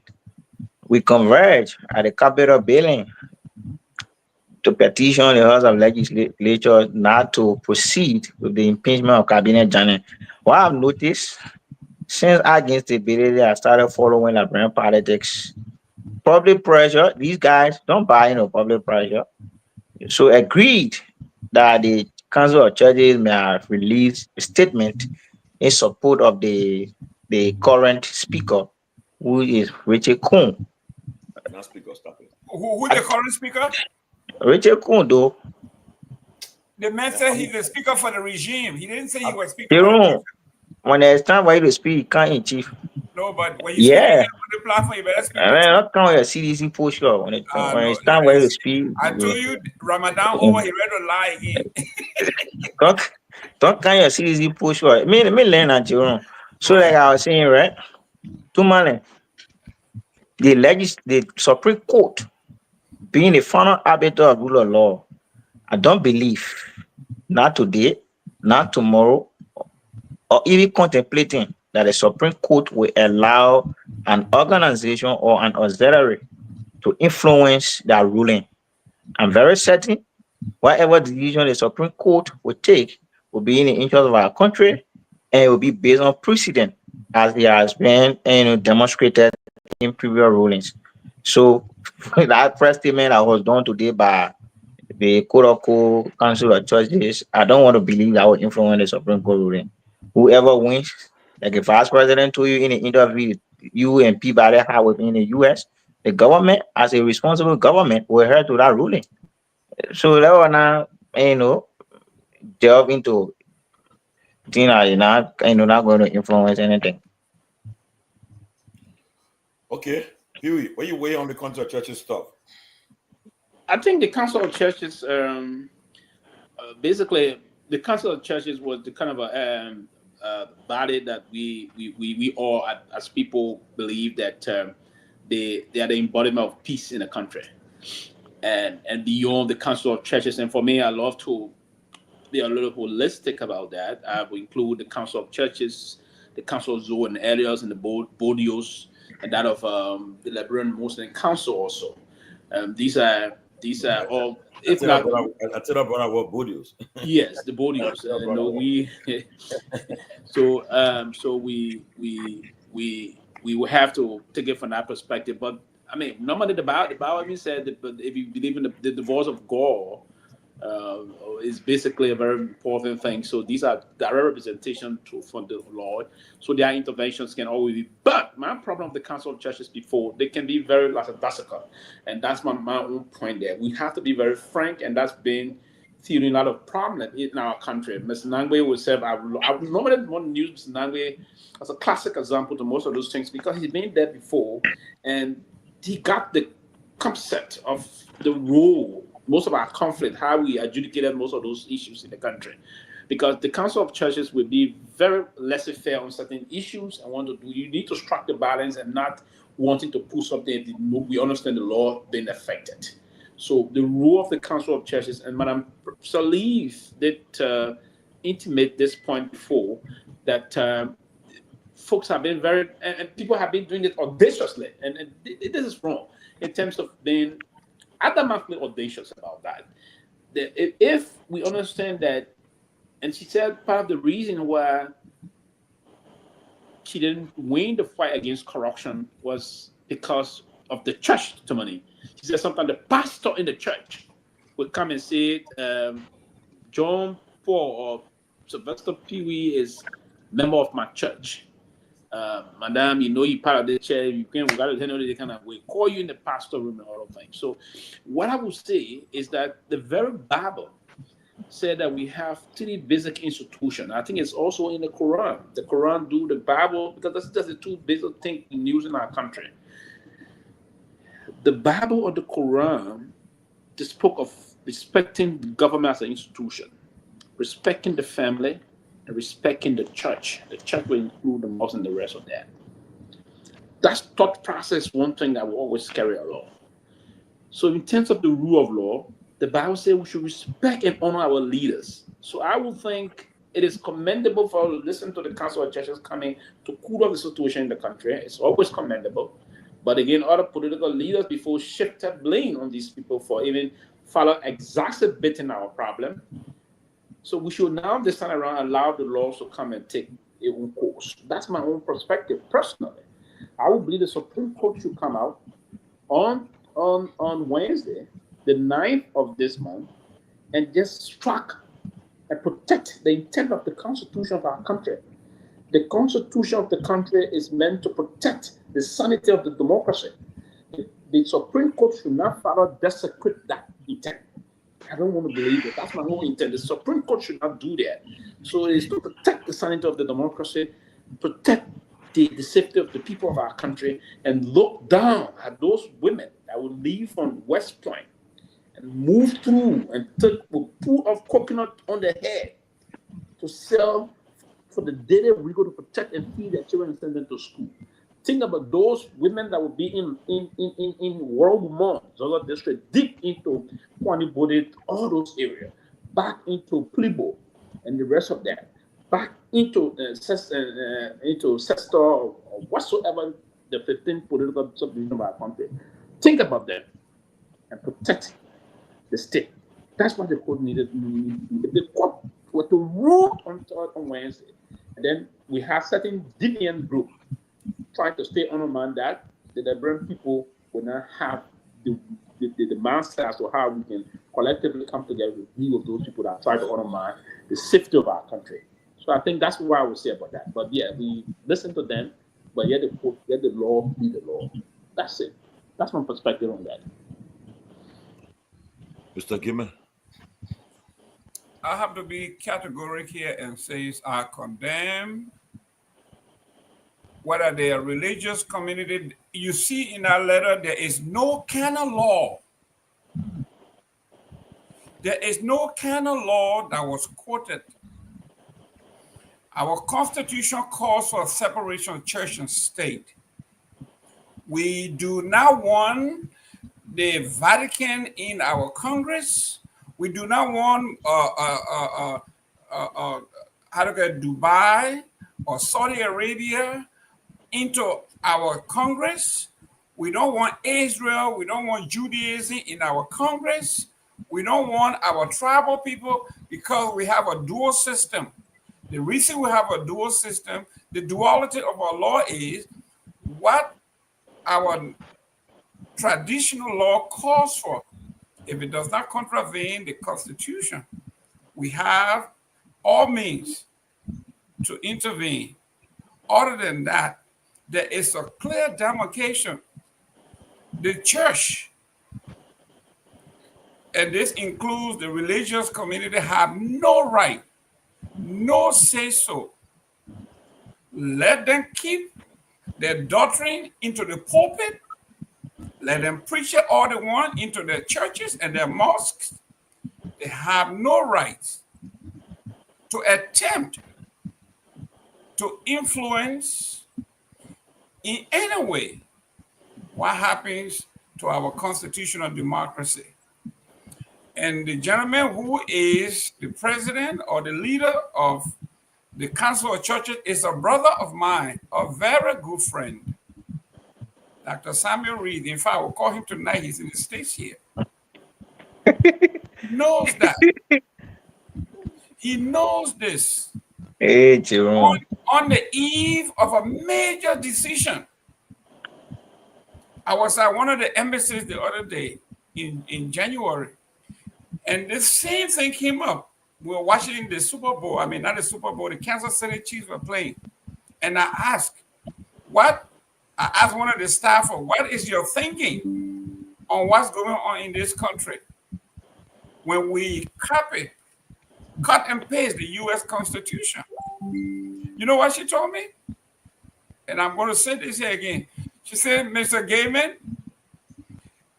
if you want to compare the Liberian form of government to that of the United States, you are trying, what she said, you are trying to transfer technology. This is how this country operates. This country does not operate as we do in the States. You are transferring technology. When you say why it happened this way in the States and it doesn't happen this way here, you are trying to transfer technology. That means you are trying to say the American democracy should be practiced in Liberia as it is practiced in the United States. And she says it's a fallacy. So basically what she was saying, you're doing your own thing here. You know, Liberian people do their own thing. In fact, then she said, and they have a history, precedent for doing the wrong thing at every turn of the corner. And I want to believe this is what's happening here. Now, if the Supreme Court rules or agree to the prayer of the religious people, now we have a bad precedent. And I will quote, before I close, I will quote Honorable Musa Bility. He says, if this ruling stands, if this behavior stands, Liberia is in trouble. Because as soon if Coon becomes the speaker by using the back door, the day he pisses a few guys off on his seat, 37 guys going to get together and they will do the exact thing to him because we have a precedent. And the guy with a deeper pocket will become speaker anytime. So this is where we are. This is dangerous. Where few guys get together and say, we don't like you anymore. Promises you made to us, you didn't keep your promise, so we don't want you. We got a majority. That's bad when the Constitution says you have to be elected for 6 years. Unless. So in closing, I'm saying this is dangerous. We are not a theocracy. I don't think we want to be theocratic in any way, and we should never dream of being a theocracy. Let the churches stay in their corner, let the mosque and the imams stay right where they belong, in their mosques and in their churches. And anyone who says there is one scripture in the Bible that they always preach is that the scripture said we should obey the government because the government is upon their shoulders. That one particular scripture they keep using. No. We have it enshrined in our Constitution. There is a clear demarcation, separation of church and state. And for once, let's abide by that. Thank you very much. Mr. Nangbe. So, Tomalin, but before Mr. Nangbe come on, this letter from the Council of Churches could be fake. Dr. Peabody, that's exactly what I was saying. I have very strong suspicion. This letter is fraught with grammatical errors and contradictions. I don't think this letter is from the council. And that, look, I was looking at the letter, and thank you, Tomalin, for putting this in the chat room here. It says here in the second paragraph, our findings reflect, in some cases, a disregard for constitutional provisions. Isn't that the crux of this whole matter? A disregard for the constitutional provision. And then you come down at the bottom, you're telling us for the sake of what? Pride? What does pride have to do with any of this? For the sake of pride and stability, we should respect Rivergee Coon, who you are acknowledging was unconstitutionally elected. For me, that's a contradiction. It says here in the, let's see here, paragraph 3 here, the council's view with deep concern. There is no apostrophe. The council, I believe this is a fake letter. Dr. Peabody, you just took it out of my mouth. And until the council can come out and own this letter, I'm gonna throw this in the trash can. It's not worth my comment. Yeah, I don't even want to. There's a lot of contradictions, and from my area, you go down, you know, they're all over in this letter here. It says here. But Mr. Namwe, yes. Mr. Why should they own it before you? What happened to them coming and disowning it? Exactly. But what we can do is, okay. What they could do? I'm trying to call Dr. Reese. I'm trying to call Dr. Okay, Reese. Good. Dr. Samuel B. Reese. I'm trying to call him. If he picks up, I will ask him if he's aware of this. Please do, Dr. Peabody. Samuel Reese, even from the days he and I were in Tottenham High School. Very good. Always speaking correct English. I don't think he will indulge this nonsense. Yeah, because you see the thing about it, I will not take it for granted, right? So we'll let them be forced to break the silence because don't forget in 48 hours they will come up. So anybody can say that they test the resolve of the public and see what are the way how to react to it. So we gotta be proactive too, because so we'll force them to come and say no, that is not true. Tomorrow they get issue release and say it's fake. But for now, I don't take nothing for granted when it comes in that country. So anything that come out.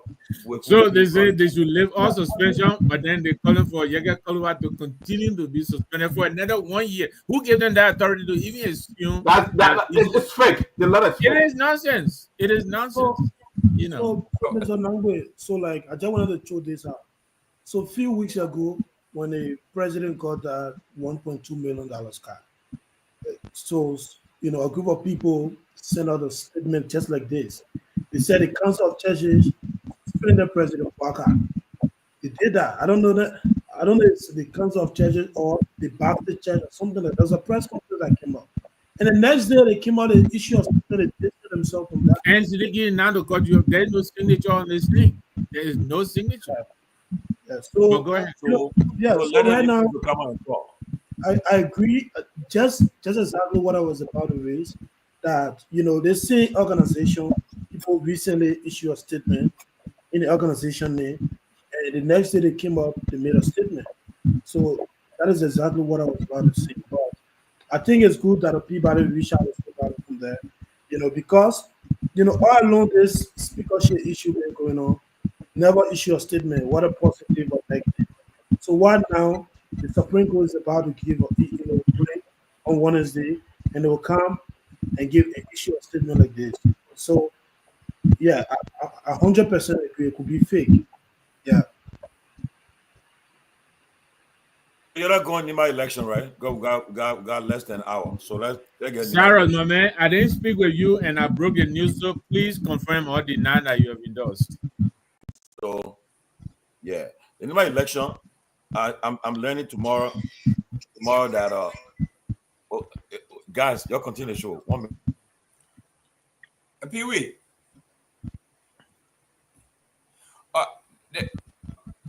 Go ahead. Take the show. Go ahead. Yeah, go ahead. Okay.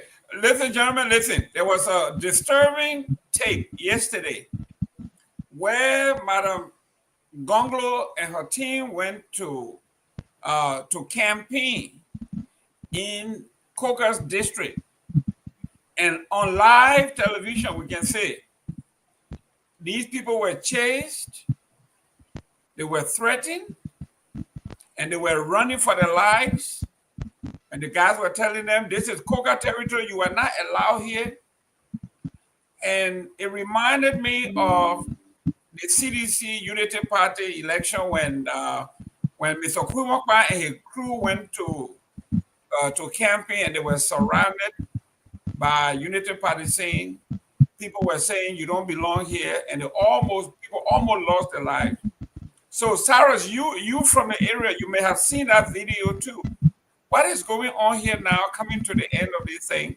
And it looks like it's a repeat of the 2023 election, presidential election. Well, thank you, Mr. Gay, man. Like I said earlier, I found it compelling to appear tonight, even though I didn't plan to appear, but I found it compelling at this point to do so. And Mr. Nangbe, I listened to Mr. Nangbe when he made the revelation that I endorsed Councillor Yelu today. So I actually did so. I have no regret doing so.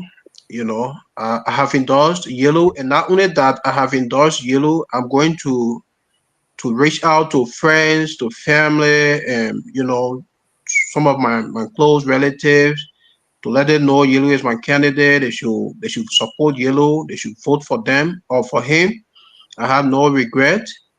And the first time I appeared, I was not specific as to who I support. Because I made a full disclosure on the relationships I have with three of the candidates, Honorable Koga, Honorable Yellow, and Madam Edith Gongloe, and others misconstrue it for Yes, yeah. political gain. Interjection. Real interjection. Are you conflicted? Cyrus, Yeah, are you you are conflicted? you are coming in broken. Are you conflicted? No. At this point, I have no further conflict. I'm speaking my mind at this point. But initially, when the process started, Jeremiah Kun was never involved as it is happening now. He was never involved. But the incident that took place in ball play, that place they attacked the Mandan is called ball play. It is the last town between Liberia and Ivory Coast. So and Jeremiah Kun is doing everything to bastardize our democracy. So at this point, I'm not conflicted. I'm telling you how I feel. I endorse Yellow, because I feel I should support Yellow, and I know even if Yellow does not win, we'll put on a good fight to ensure that Jeremiah Kun's candidate loses. That's my position. Anyway, before I go back to turn the show over to Dr. Peabody, that shirt that you're wearing, why are you not wearing a Chelsea shirt?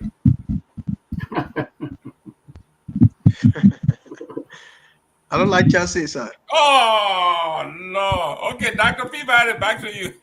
All right, I've been trying to reach Dr. Sam Reese. He's not picking up, but hopefully, I hope he responds. But I think this letter in question got to be fixed. I haven't seen him taking a position like that before. Then it really contradicts himself. It's a big contradiction right there. So I think all this rests upon the Supreme Court. They need to come up and just come up with that ruling. It's taking too long, and all these things will create problems. People testing the water now. Like our people are very gullible. This kind of thing can make them run with it. You know what I'm saying? And it's political too, because somebody who's supporting the majority bloc so-called speaker is writing this so they can run with it, and then when our people hear it, will just flow with it all over the country. The council churches say and blah blah blah. So it's very important that council churches come up and respond to this, because it doesn't look good. And I hope the Supreme Court can just put an end to this whole thing. They need to do something. I don't know what is taking them this long. I mean, honestly, there's no reason for them to be going this long with just coming with simple. But there's no reason for that, And I mean, it doesn't speak well for the rule of law for our country. It really doesn't speak well, because by now they should have come up and come up with ruling. I don't know if they're afraid that they're not going to get paid, or what they're going to go after them. I don't know why. I don't know really.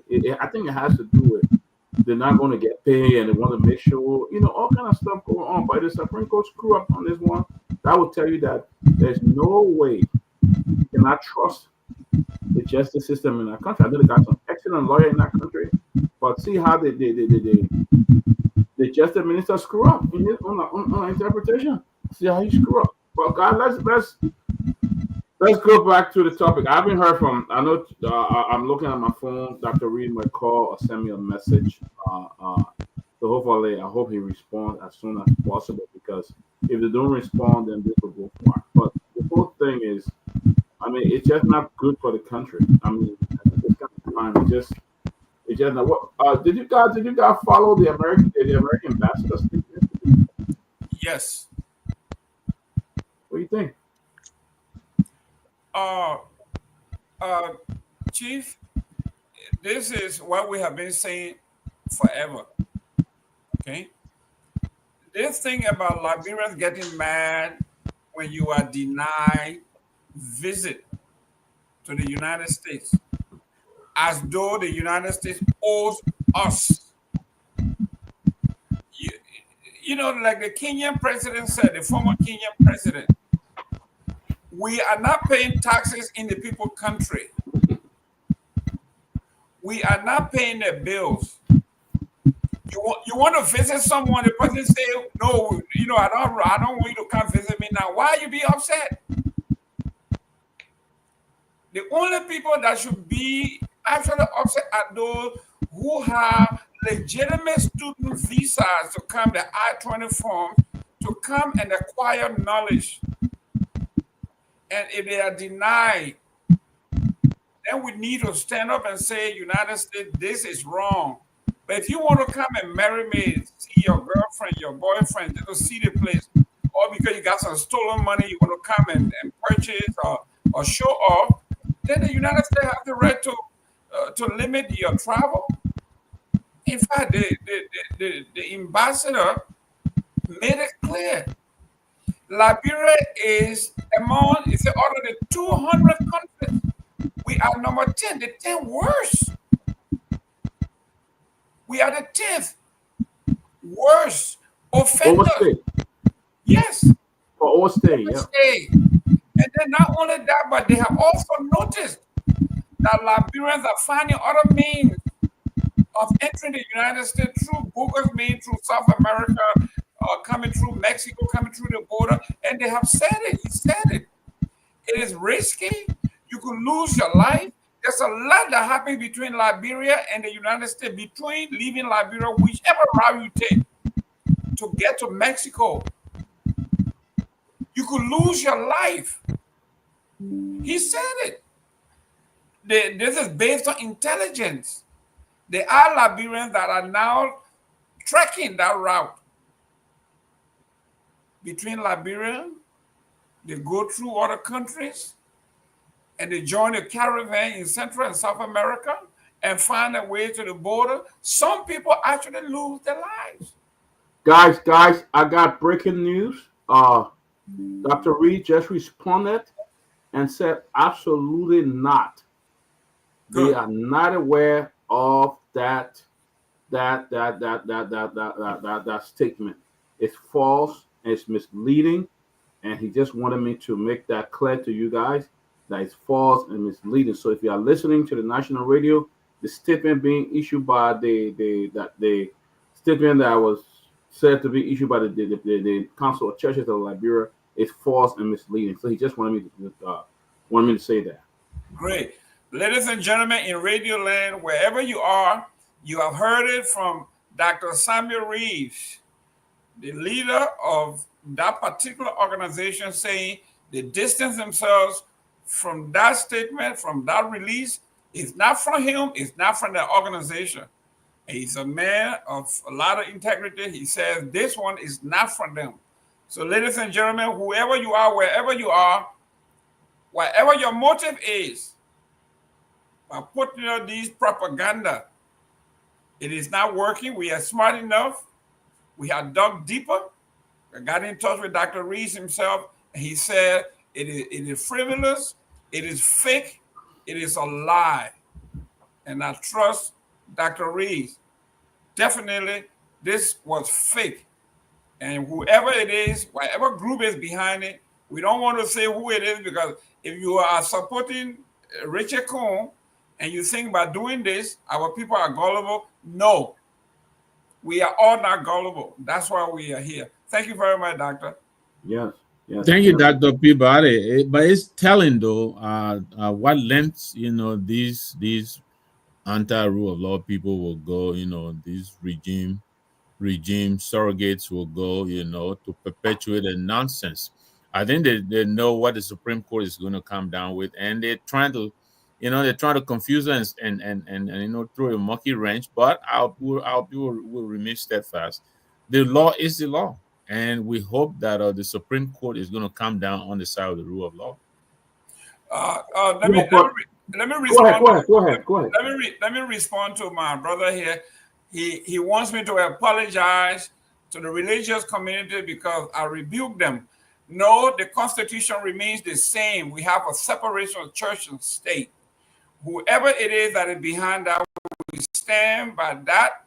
We do not want the church to get involved in our politics. We don't want the mosque to get involved in our politics. We don't want the zones to get involved in our politics. Let us be guided by the principles of the Constitution. In that way, if you stand on the principles of the Constitution, you are safe. If you start vacillating and there's a crack in the system, like the former president said, there are times some child get raped and the zoos and the chiefs will come to you and say, well, let us go discuss this as a family matter. That shouldn't happen. I think Pewee was there when the Sibitian, what was his name, the lawmaker from Garguah, that impregnated a 13-year-old girl that was cleaning his house. And what did he do? Absconded with the child into Garguah. Up to today's day, nobody knows whatever happened to that child, whether the child had a baby. And what happened, they said, well, we cannot go into the zoo bush. We don't want to cross the line. It's a constitution and a tribal issue. The tribal people got a case. That shouldn't happen in 2025. We should have a clear-cut case. Let's stand with the Constitution and the rule of law. It will be safe.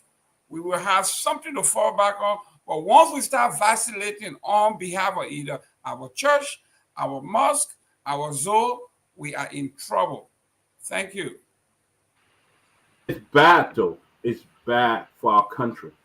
Now, these guys are so anxious to lead. Richard Kuhn is so greedy. Let me use the Liberian word, greedy, to be a speaker. That now he's using people that will go to our highest Christian body.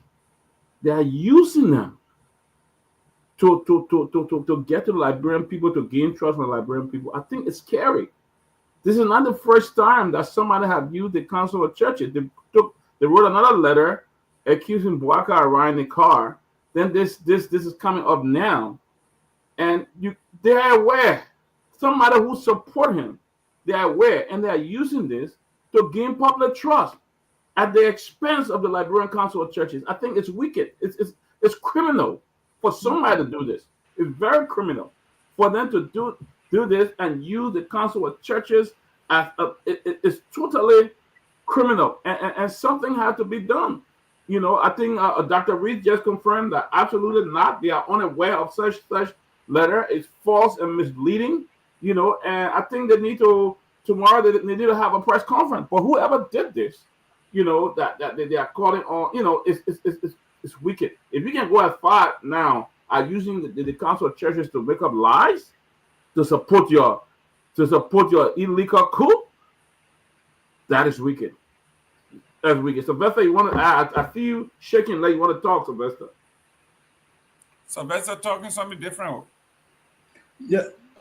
So, listen, and that's why first and foremost I started by saying that the Council of Churches, I do respect them, and we got a lot of institutions that we revert to in terms of difficult times. It's part of the negotiation process in our country. It's how the structure of our country should be.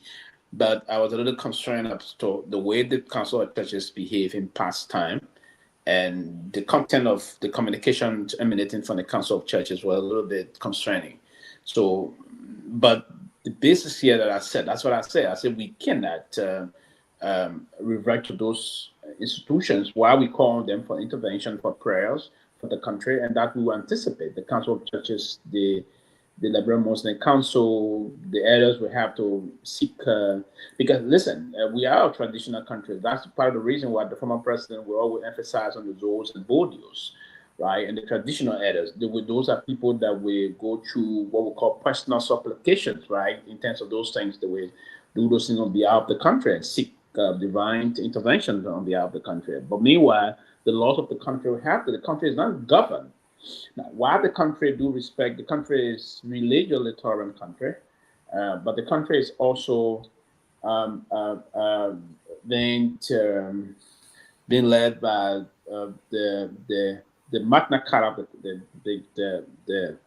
of the country, right? That's the Constitution. That's the stage of the country. So it's not. So we invite the religious council to come and pray for us. We invite other religious groups to come and do it. Even the non-religious elements and rest of that, we have to have their role in the country.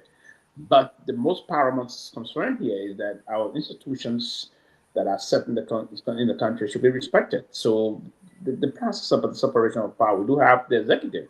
That's to ensure that the executive activities enforcing the rule of law, enforcing everything. So they got the enforceability aspect of it. They enforce the law of the country, they govern and do the enforcement mechanism. The legislative branch will have to go and legislate laws for us. So the Supreme Court there will have to set the basis for us to do those things. So, and that's why the Council of Churches should hold on for now. If it's good that there's a disclaimer, categorically refuting that aspect that the Peabody information that just came in just now. That's a very good news. And because the Council of Churches wouldn't, knowing they write those kind of a letter, I want to believe they were to do that. I would think that that person that they probably may have taken some something very hard to do those things. So I didn't think something very strong to do that, or probably that person was on duress to have written those kind of disjuncted and ill-advised communication. But it's good now the clarification have been made that they didn't issue communication. It's a good thing. So what we're going to do now is to allow the rule of law to take precedence. So come Wednesday, we as the Liberian people will listen and follow the instruction from the Supreme Court. What I would not hope for is that the Supreme Court in the interpretation of the bill of information will be emphatic this time around, that we will struggle as people to start to seek interpretation, or we won't be going, we as non-lawyer, to be going to lawyer or student of law, like Cyrus or other things, to be asking, oh, what the court meant by this, what the court meant by that, or calling lawyers back in the country to say, hey, what did the court say about this process? So we non-lawyers, we now have the line to intellectualize this process. We can always sit and occupy and say, hey, the court has spoken, the court is definitive this time around. So that's fortunate. Now, that would be the time we'll now call on people that will believe that you are here to the tenets of the court, the tenets of democracy, because democracy itself got a lot of elements. So, and part of the major element of democracy is the rule of law. So then we call on the current president of our country that took oath to protect the country and implement all of the laws of our constitutions via Article 50, because Article 50 itself gives the presidential powers to the president to administer the affairs of the states. So if you have to administer the affairs of the states, you have to adhere to the tenets of democracy, and part of the tenet of democracy is the rule of law. So there are people I don't know. I'm happy that the man of God did clarify through another man of God on our platform. It's the man of God clarified through another man of God via the platform. I think the platform is blessed, right? So with our religious, we are privileged to reach it. Yeah. But my question though, Sylvester, I agree with you. I'm glad that the Reverend Dr. Reeves was able to refute this. But the bigger question is, what do they have to say about this nonsense going on at the Capitol building? Why are they not vocal? What have they said about it? And Dr. Peabody, I don't mean to put you on the spot, but that's your community. What do they have to say about what's happening at the Capitol? They are not vocal, Mr. Nambi, because they are conflicted. Now, in the Liberian Council of Churches, there are certain members in the Council of Churches, certain members also in the National Muslim Council that we have, for instance, they have certain pastors and certain imams we take side in certain political parties, right? So they got certain pastors, certain imam that we believe that we have interest in, for instance, Richard Kuhn, for instance, Fonanti Kofa.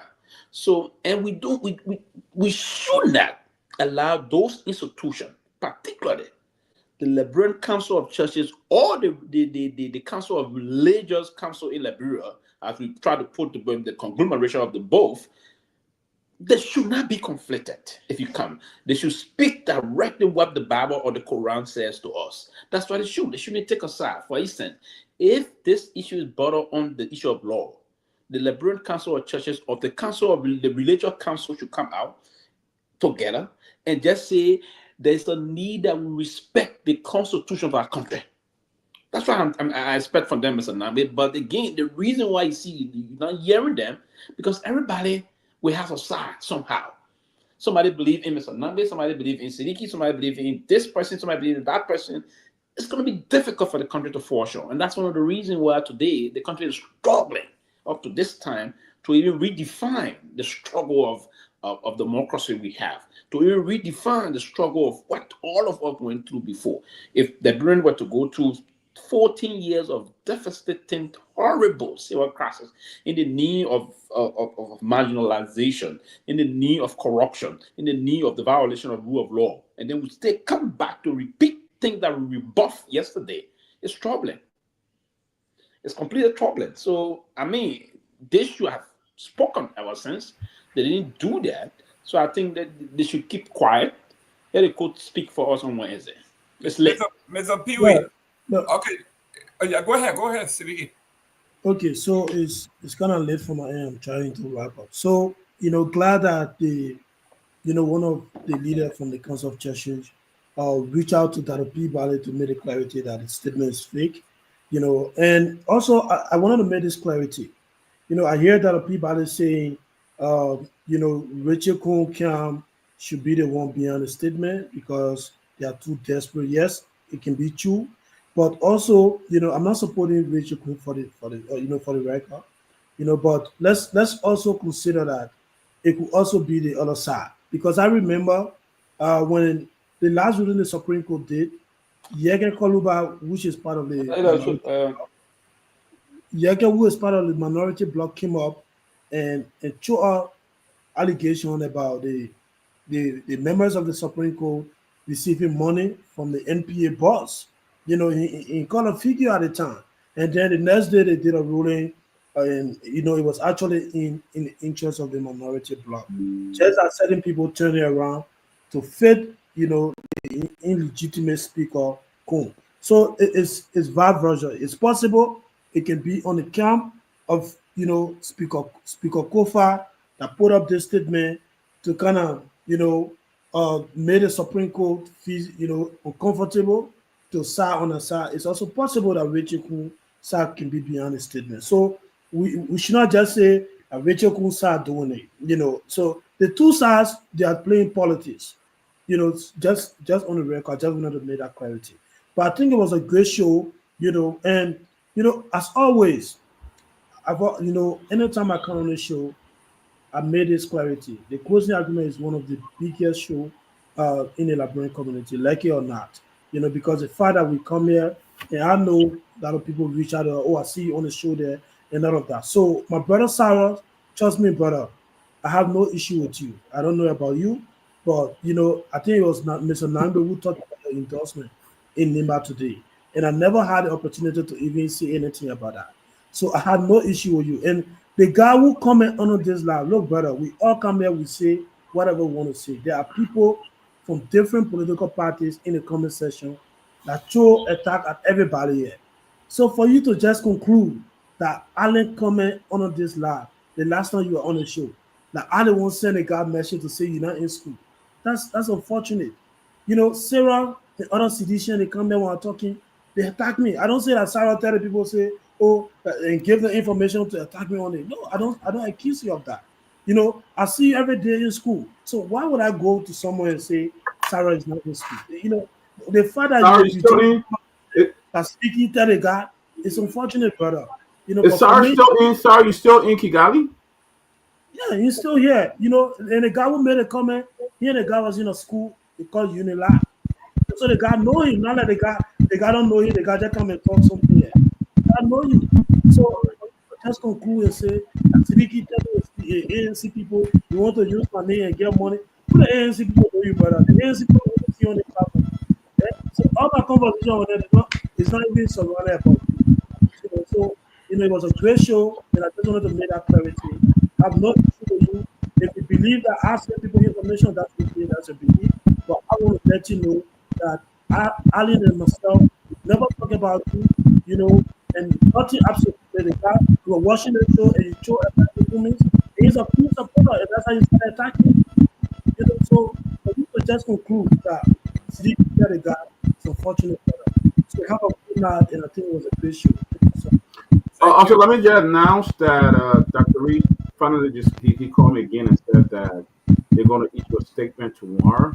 He also said that there are one or two people in the Council of Churches that have not been really working, came back, and they could be the one the suspect is doing that. They probably support the one that's doing that. They could be the one doing that. So trying to tarnish the reputation of the Council of Churches. You see that? He said also election is coming up. So they're trying to do some stuff too that will make the Council of Churches leadership look bad, as if they are supporting, you know, one group or something in government. But one of the things so that statement Father validates what I just said, that they are conflicted. Somebody in he said some people in that group is the one that's doing it. Exactly. And they should weed. They have to weed those people out, because those kind of people should not be in the Liberia Council of Churches leadership. No, but Pewee, they should weed those people out. Yeah, but Pewee, the way to get rid of that is, you see, politics is like water, right? And the theory of osmosis, right? The water will flow where there's space. And that's smarter. So this is what we are talking about. When the Council of Churches is not definite, okay, and not absolute on their position, then people will fill in the void. They have not been absolute on where they stand, morally, theologically where they stand. Nobody have made any statement since last October. So people are just filling in the void. So what they are doing, they are not proactive. I think the fact here is, you got a government who doesn't listen to anybody. So even the Council of Churchmen come and issue statement, they will not pay attention to them. That's how reckless they have become in the UP government. They have become reckless. If you have a government that's not even following their own law, at least you will be on the record, because Pewee said save this tape, because down the line you will be vindicated that you said something. What the folks say? Let you know, when you want to know the character of a man, his position, where he stands in the time of discomfort, is where you know where this man really, who he really is. Okay, maybe they decide to just stay on a distance. It's a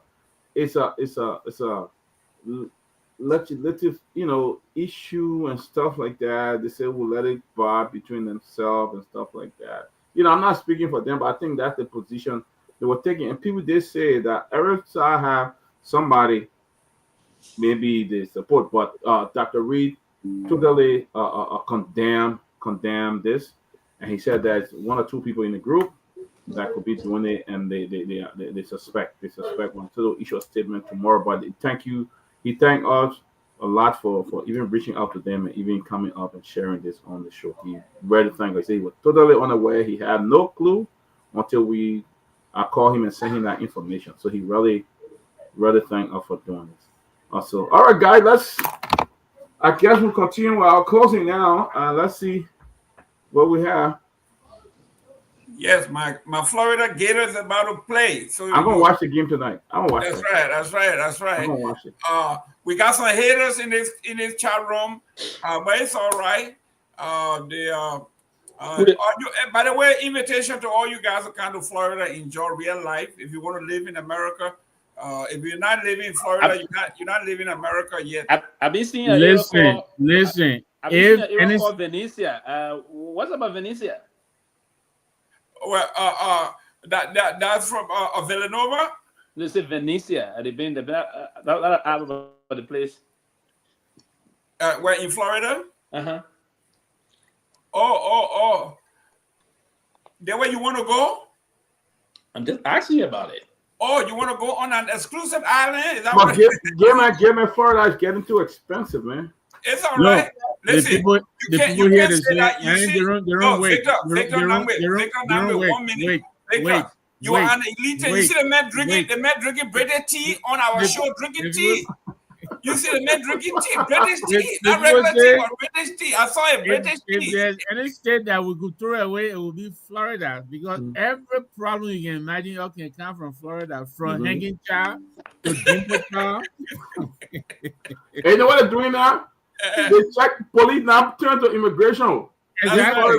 That's right. Exactly. You better get your act together before you come. Round 95, we'll catch you there.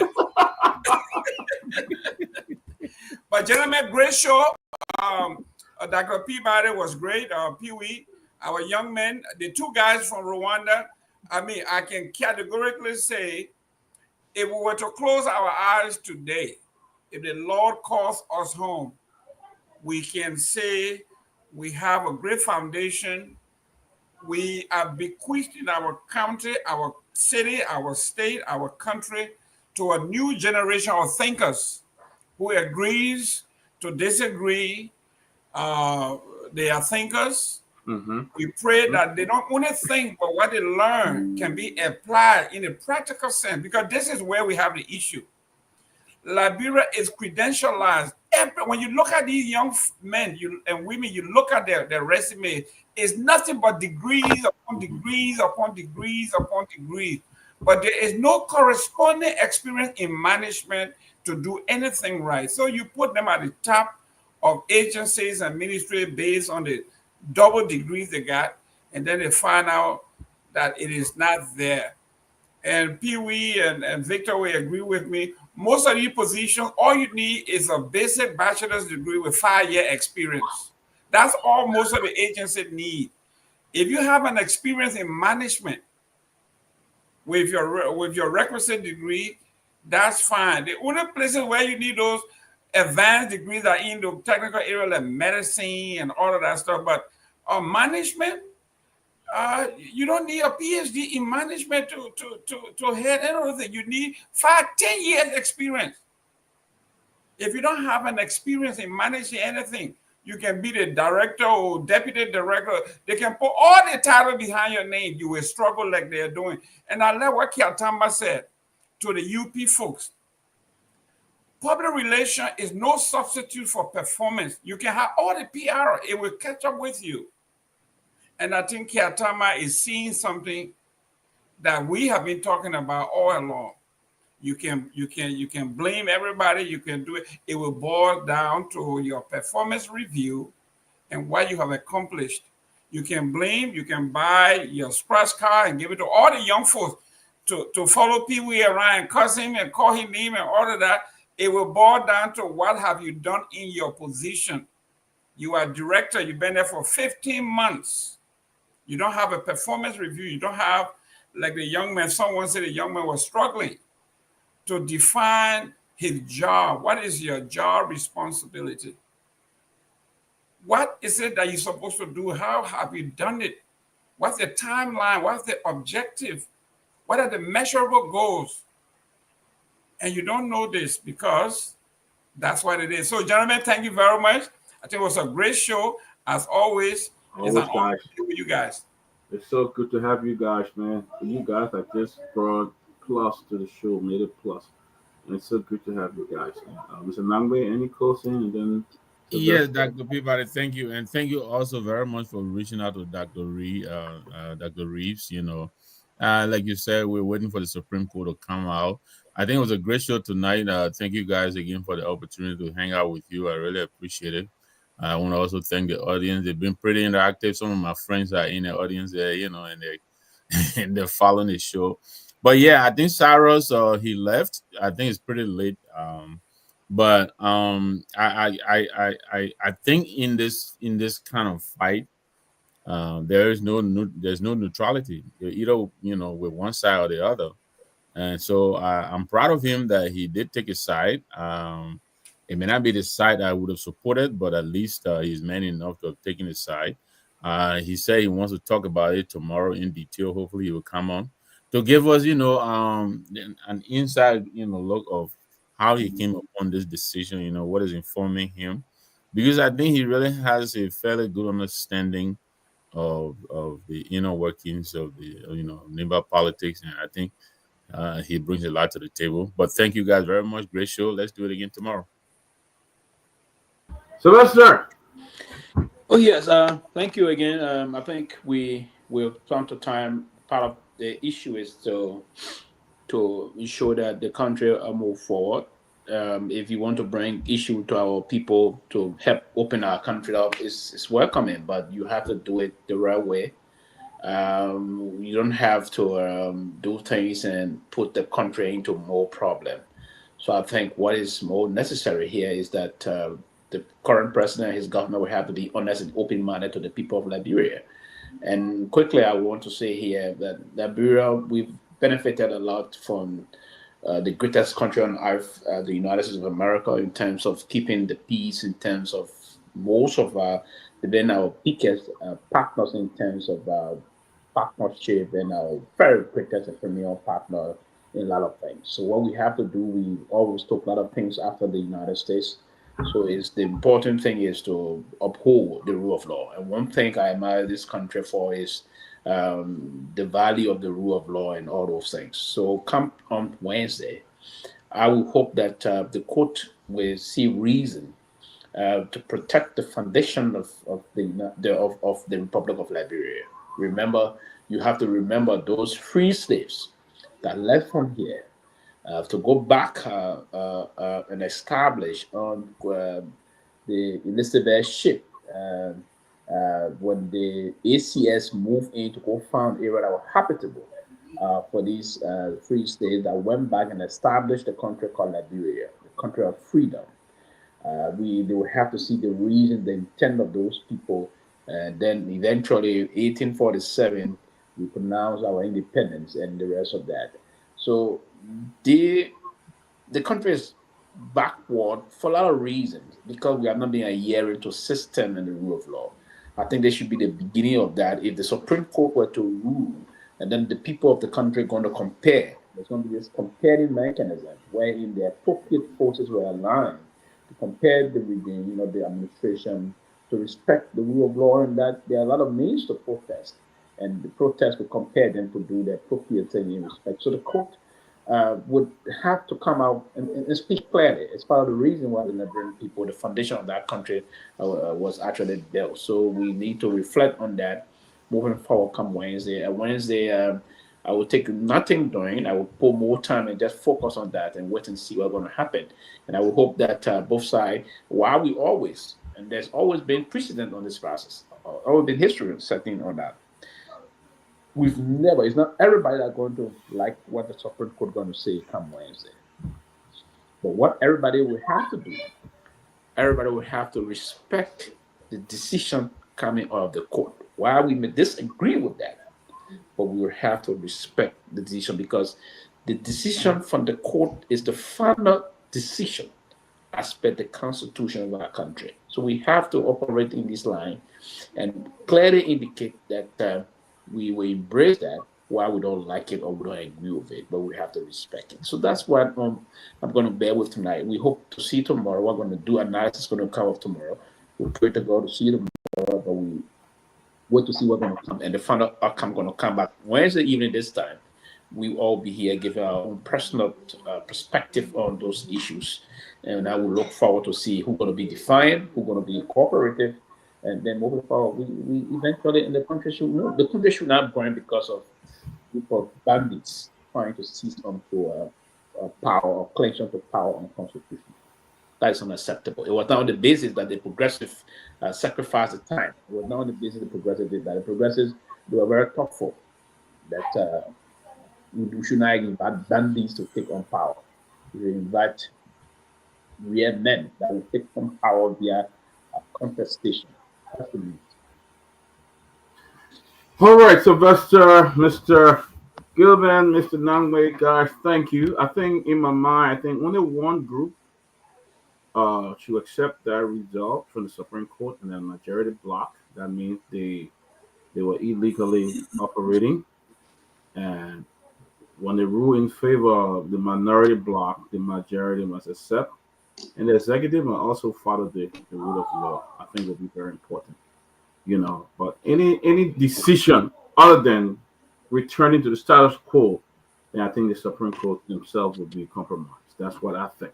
Because we listening to the pre-trial hearing, and we saw exactly what was said by some of the justices, and also if they go back and change, then something not right. But we look for Wednesday to see. But guys, another fascinating night.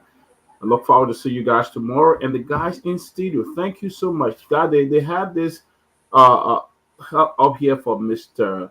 Kehleboe Health, and they have a send wave number in Liberia that we can send money for Mr. Kehleboe, who was on the show the other time, to help him with his health and stuff like that. So if you guys are watching, you guys are listening on radio, the send wave number for Mr. Kehleboe is the number is 0888-297311, 0888-297311. And also I'd like to announce that we receive a gift from the Ebenezer Community Church in Minnesota today, because we have Pastor Tapla here, who did an interview with him, and and they were very grateful. They sent a gift, so I have it. I will share in the chat room.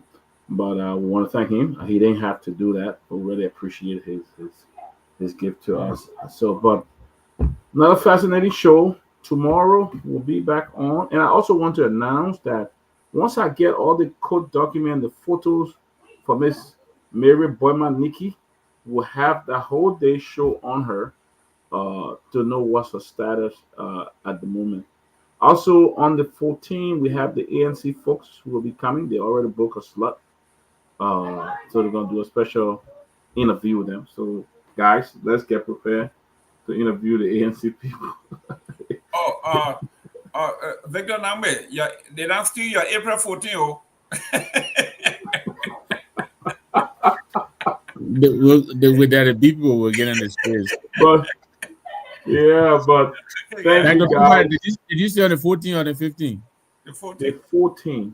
Okay, no problem. I'll let my guys know. They did send me information for the 14th. Okay. They said they can come on the 14th. So we're gonna give them the 14th, and we'll give them one Sunday as well to talk to them. But all the guys in studio for carrying on live all over the country. Boy, if you go to Truth FM and you see the tower, I think it's the tallest in the whole country. I mean, you can't even see the end of it if you go to the tower in the road. And it goes to every county. I was driving through Balatois, and the show was live on the radio. That's how it is. So the guys are doing a good job. We thank you, all you guys in studio. 26 coming. We got you guys for the 26. So thank you so much, guys. Have a good night. Again, the letter that is going around from the Council of Churches, the president of the Liberia Council of Churches, Dr. Samuel B. Reed, has categorically denied that the letter came from them. He said it was false and misleading, and there's nobody should give it any attention. That letter was false and misleading, and somebody from Richard Coon Block will be spreading that letter. I'm saying it now. He didn't say it for Richard Coon Block, but I'm saying somebody for Richard. All right, guys. Henry, take over, guys. Have a good night. Good night. Good night, guys. If you in the Monroe area, please stop by the studio, man, and shake these boys' hands. Yes, do that. Buy them some Fanta or something. They're doing a great job. Yeah, thank you. All right, guys. I'll see you. Doc? Yes. Mine said to remind you for the private chat. Mine put a message there instead to remind you on it. But I already announced the thing. Oh, okay. Thank you. I already announced that people gave to. Yeah, I already did. Okay. I already did. We'll emphasize on the move. Okay. Yeah, we'll emphasize on more tomorrow. All right. I'll come to you the weekend. So what's up? You on radio? You on radio? That Heron I'm talking to, I said he will take care of me the weekend. I want to go for you in the studio. No, I want to school out there. I'm also in New York. Oh, You okay, missed. that's good. I was there, and you missed. So you didn't see me. You missed. That's Yeah. all. You don't let me how to move. I don't sit on one place. I'm going fast. I'm rolling. They got a problem. I say they check over to me when I see that man grave. So no problem. Another day. Sylvester, call me, my man. Let's talk. Sylvester, call me. Note, man. Okay. Call me, let's compare notes, Sylvester. All right. If they come and brought you Sylvester, I will take care. Okay. Okay, so for now, I will be taking care of that can come. Okay. When I get my time go up. You gotta remember all you count down. Yeah. Okay. Okay. Great show.